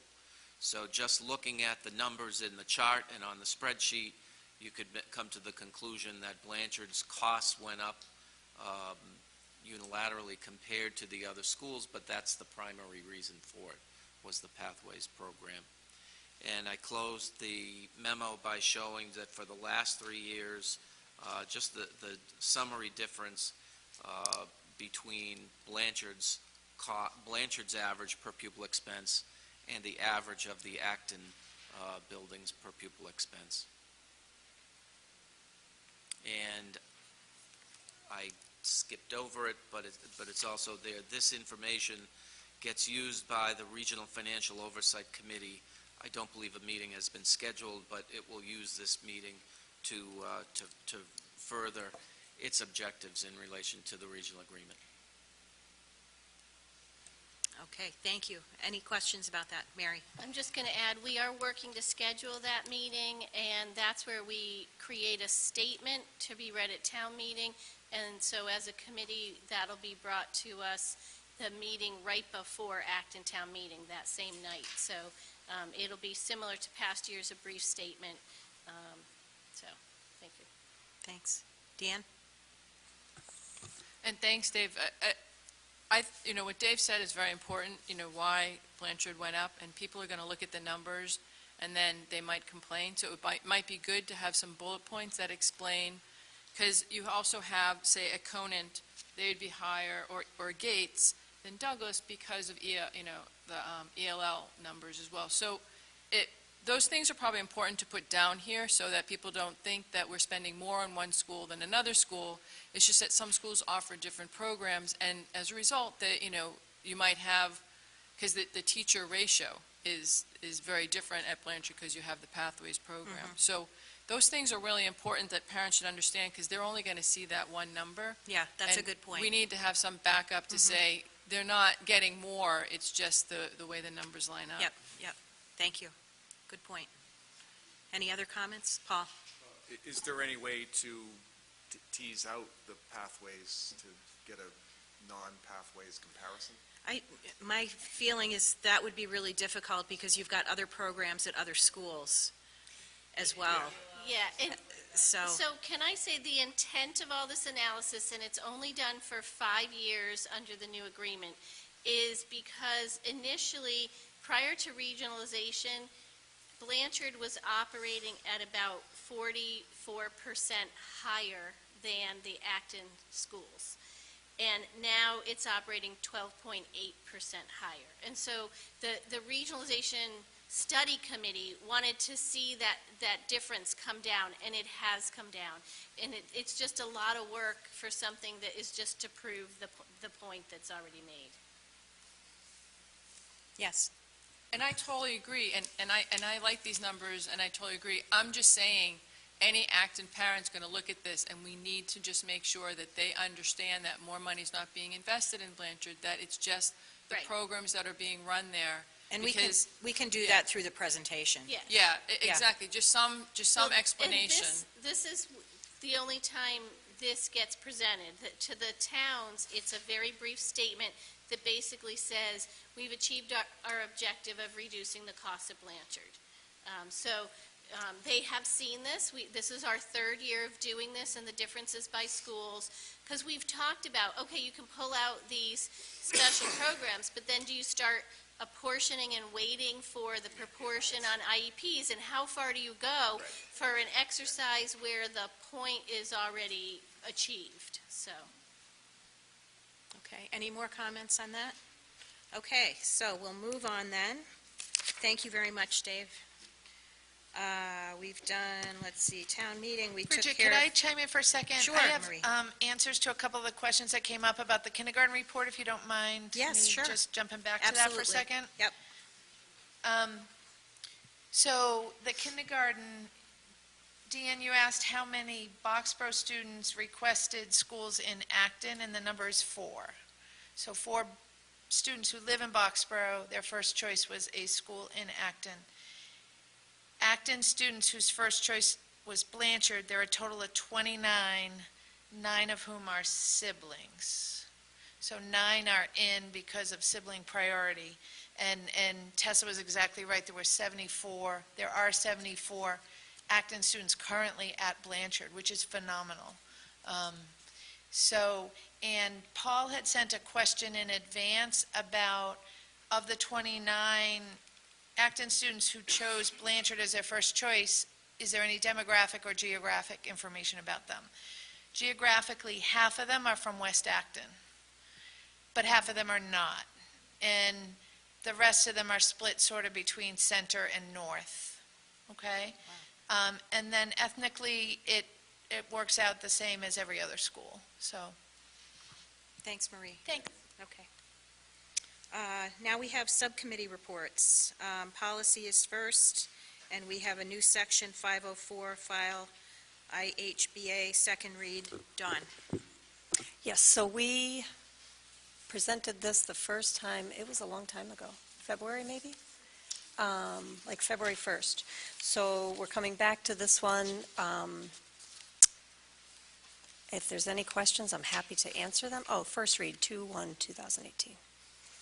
So it's been about 6 weeks. And this was a part of a request. If you remember initially, you have a policy around students with disabilities. There was a request to separate it out for students with IEPs and students with 504. So this is a new policy altogether. Okay, any comments or questions about the policy? If not, I would accept a motion. No. Okay, who moved that? Diane, thank you. Mary seconded it. So we have a motion to approve file IHBA. Is there any discussion? Yes, Maya. I like this wording so much. Thank you for all the work you put into it. In the second to last paragraph, when you say that, in the middle of it, that the district must conduct an evaluation. Oh, we're not? What are we on? Oh, the 504. Oh, sorry, I'm skipping ahead. Pardon me. I had a comment for that, too. Come back to me. Okay. Any other comments on that? Okay, we're back to you. Sorry, I'm putting you on the spot. Yes, Deanne. Tessa was laughing at me. I really like the color coding. I think it's been great. So It's helpful, isn't it? We're trying to use up time, but, this color coding has been great, so, you could color code yours too. It does help, yeah. Oh, Okay. it was a very small thing, just that I think the comma has to be tucked into the quotation for 504. Oh, in the Where first are line? you? In the first line. Okay.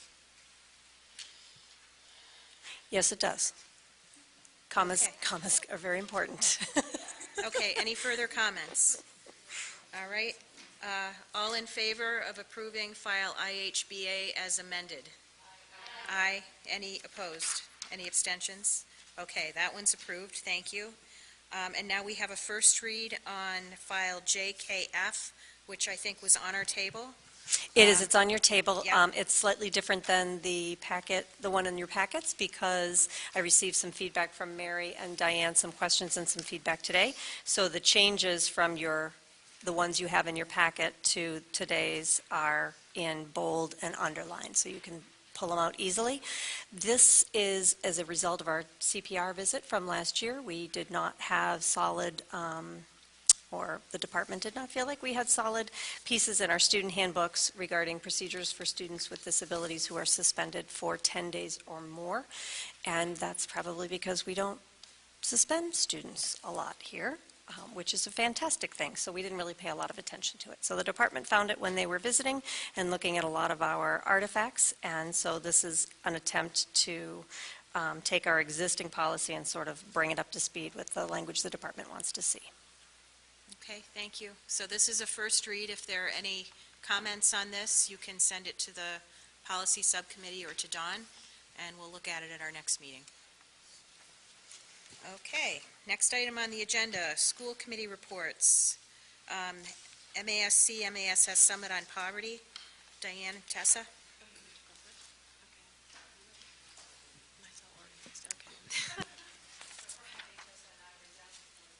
Nope. Hello? Thank Okay. Friday, Tessa and I went down to Worcester Clark University, where MASC had their poverty summit.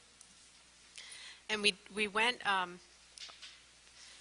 like the impetus for going is all of these statistics that keep coming out in terms of the profile of our district. So if you just take the kids on free and reduced lunch in our district, in 2013 we were at 3%. That's more than doubled. We're at 10% for K through 6 in 2017. We were at 4% in 2013 for grades 7 through 12, kids on free and reduced lunch. We're now at 8, that's doubled. And overall, we went from 4% to 9%. So although, you know, what we heard about in the summit were poverty rates of 40%, 80% and up. This kind of pales in comparison. The rate of increase over a short time is concerning. And I think Tessa and I felt we should go because we need to understand how to meet the needs of that population.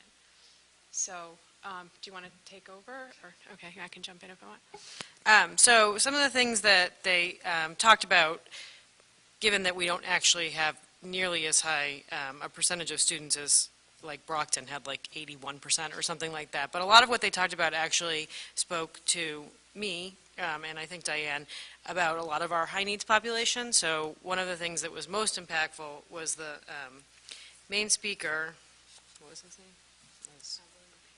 Was William Parrott, and he talked about the Pedagogy of Poverty, which is sort of a framework for looking at practices to do less and practices to do more. So the practices to do less are memorization, rote drill and practice, teacher lecture, one chance to learn, and recall of old knowledge.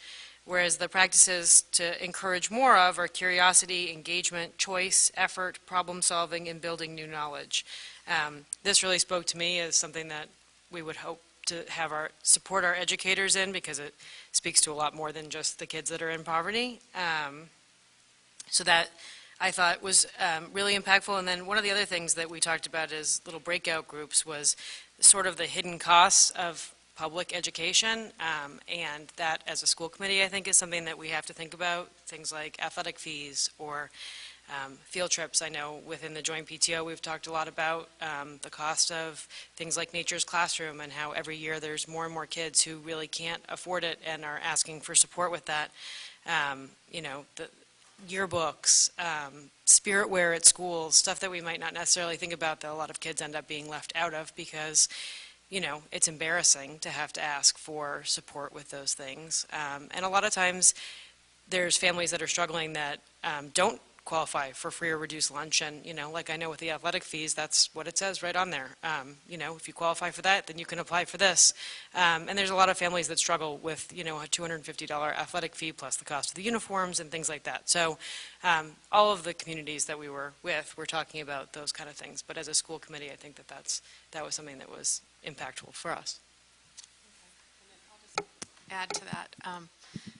He did this William Parrott, he wrote a book called Disrupting Poverty, 5 Powerful Classroom Practices. It just came out in 2018.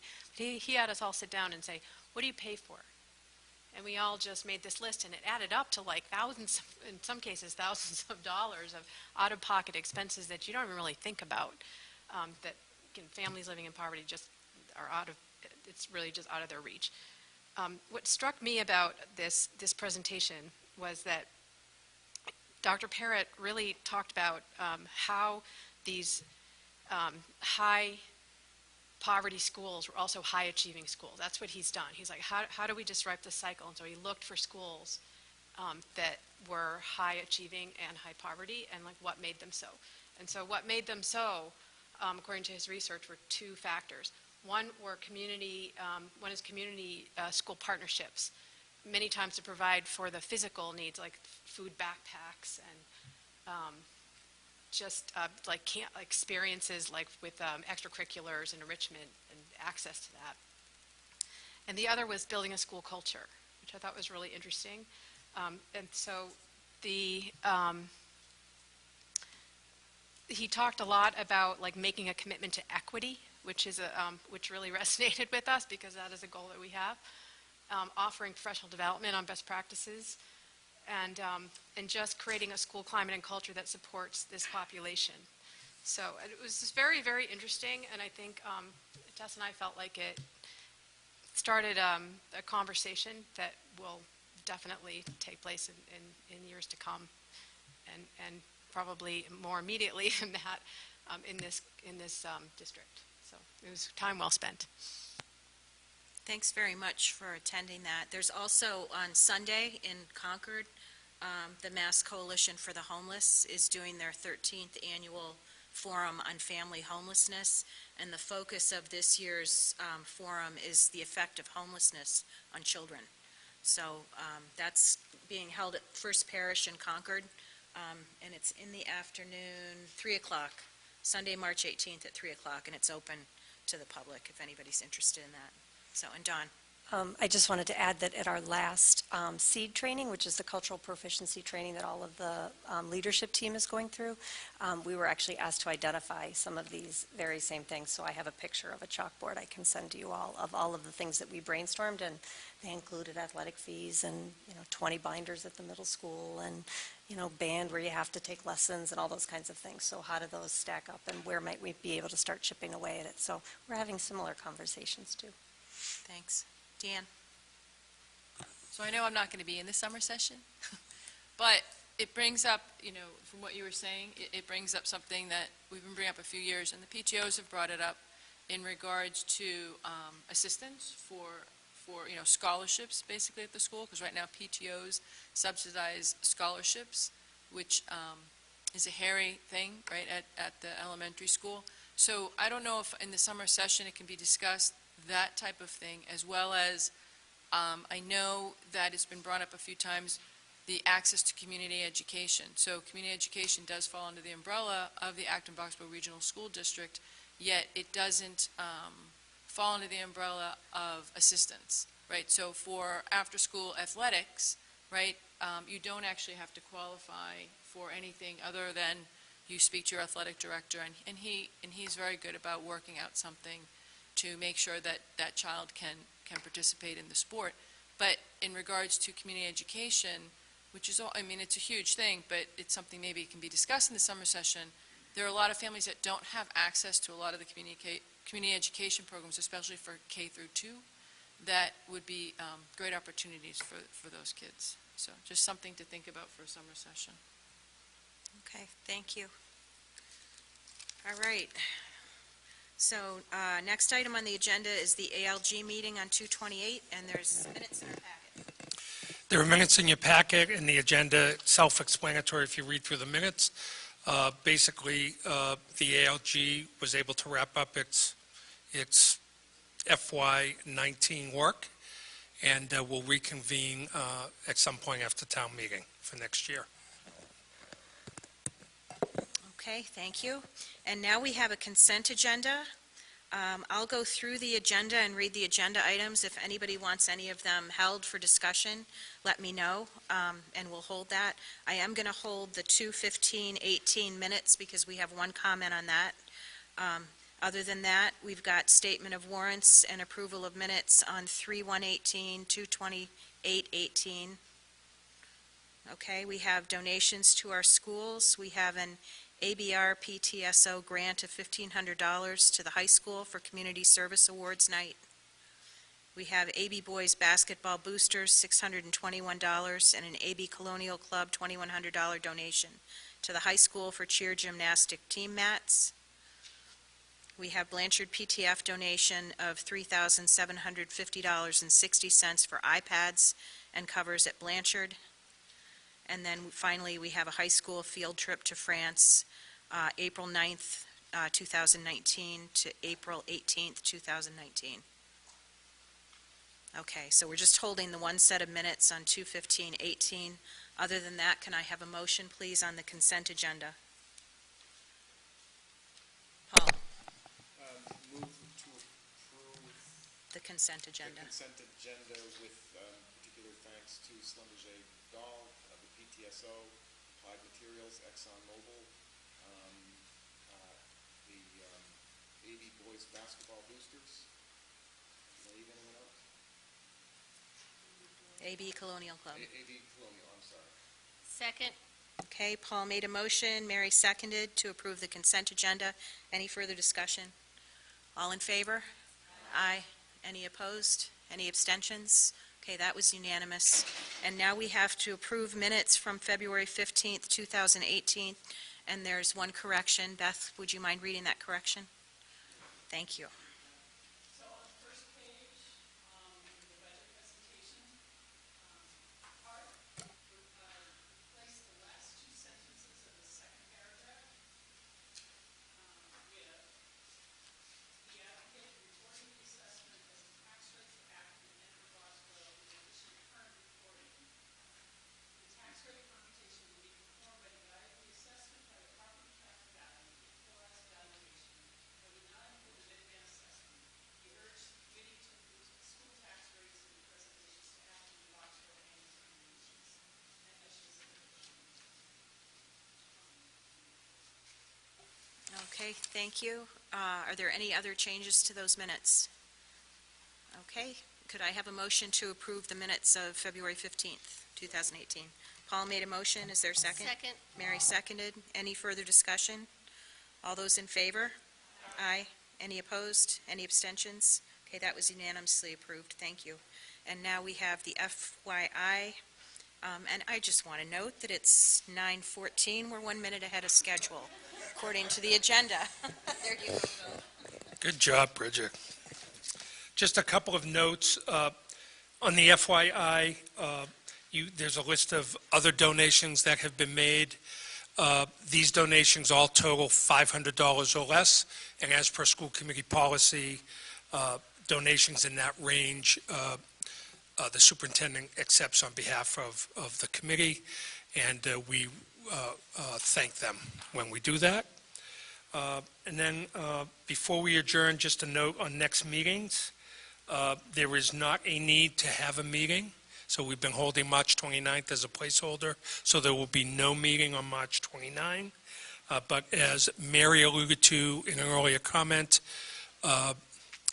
there is planned to post a meeting to begin at 6 o'clock prior to the Acton Town meeting on Monday, April 2nd. Thank you. And I assume that meeting will be held in one of the high school rooms, right? Okay. So stay tuned on that. Okay, anything else anybody wants to bring up? Otherwise, I'll have a motion to adjourn. Okay, motion to adjourn made by Paul, seconded by Mary. All in favor? Aye. Any opposed? Any abstentions? Okay, we're done. Thank you.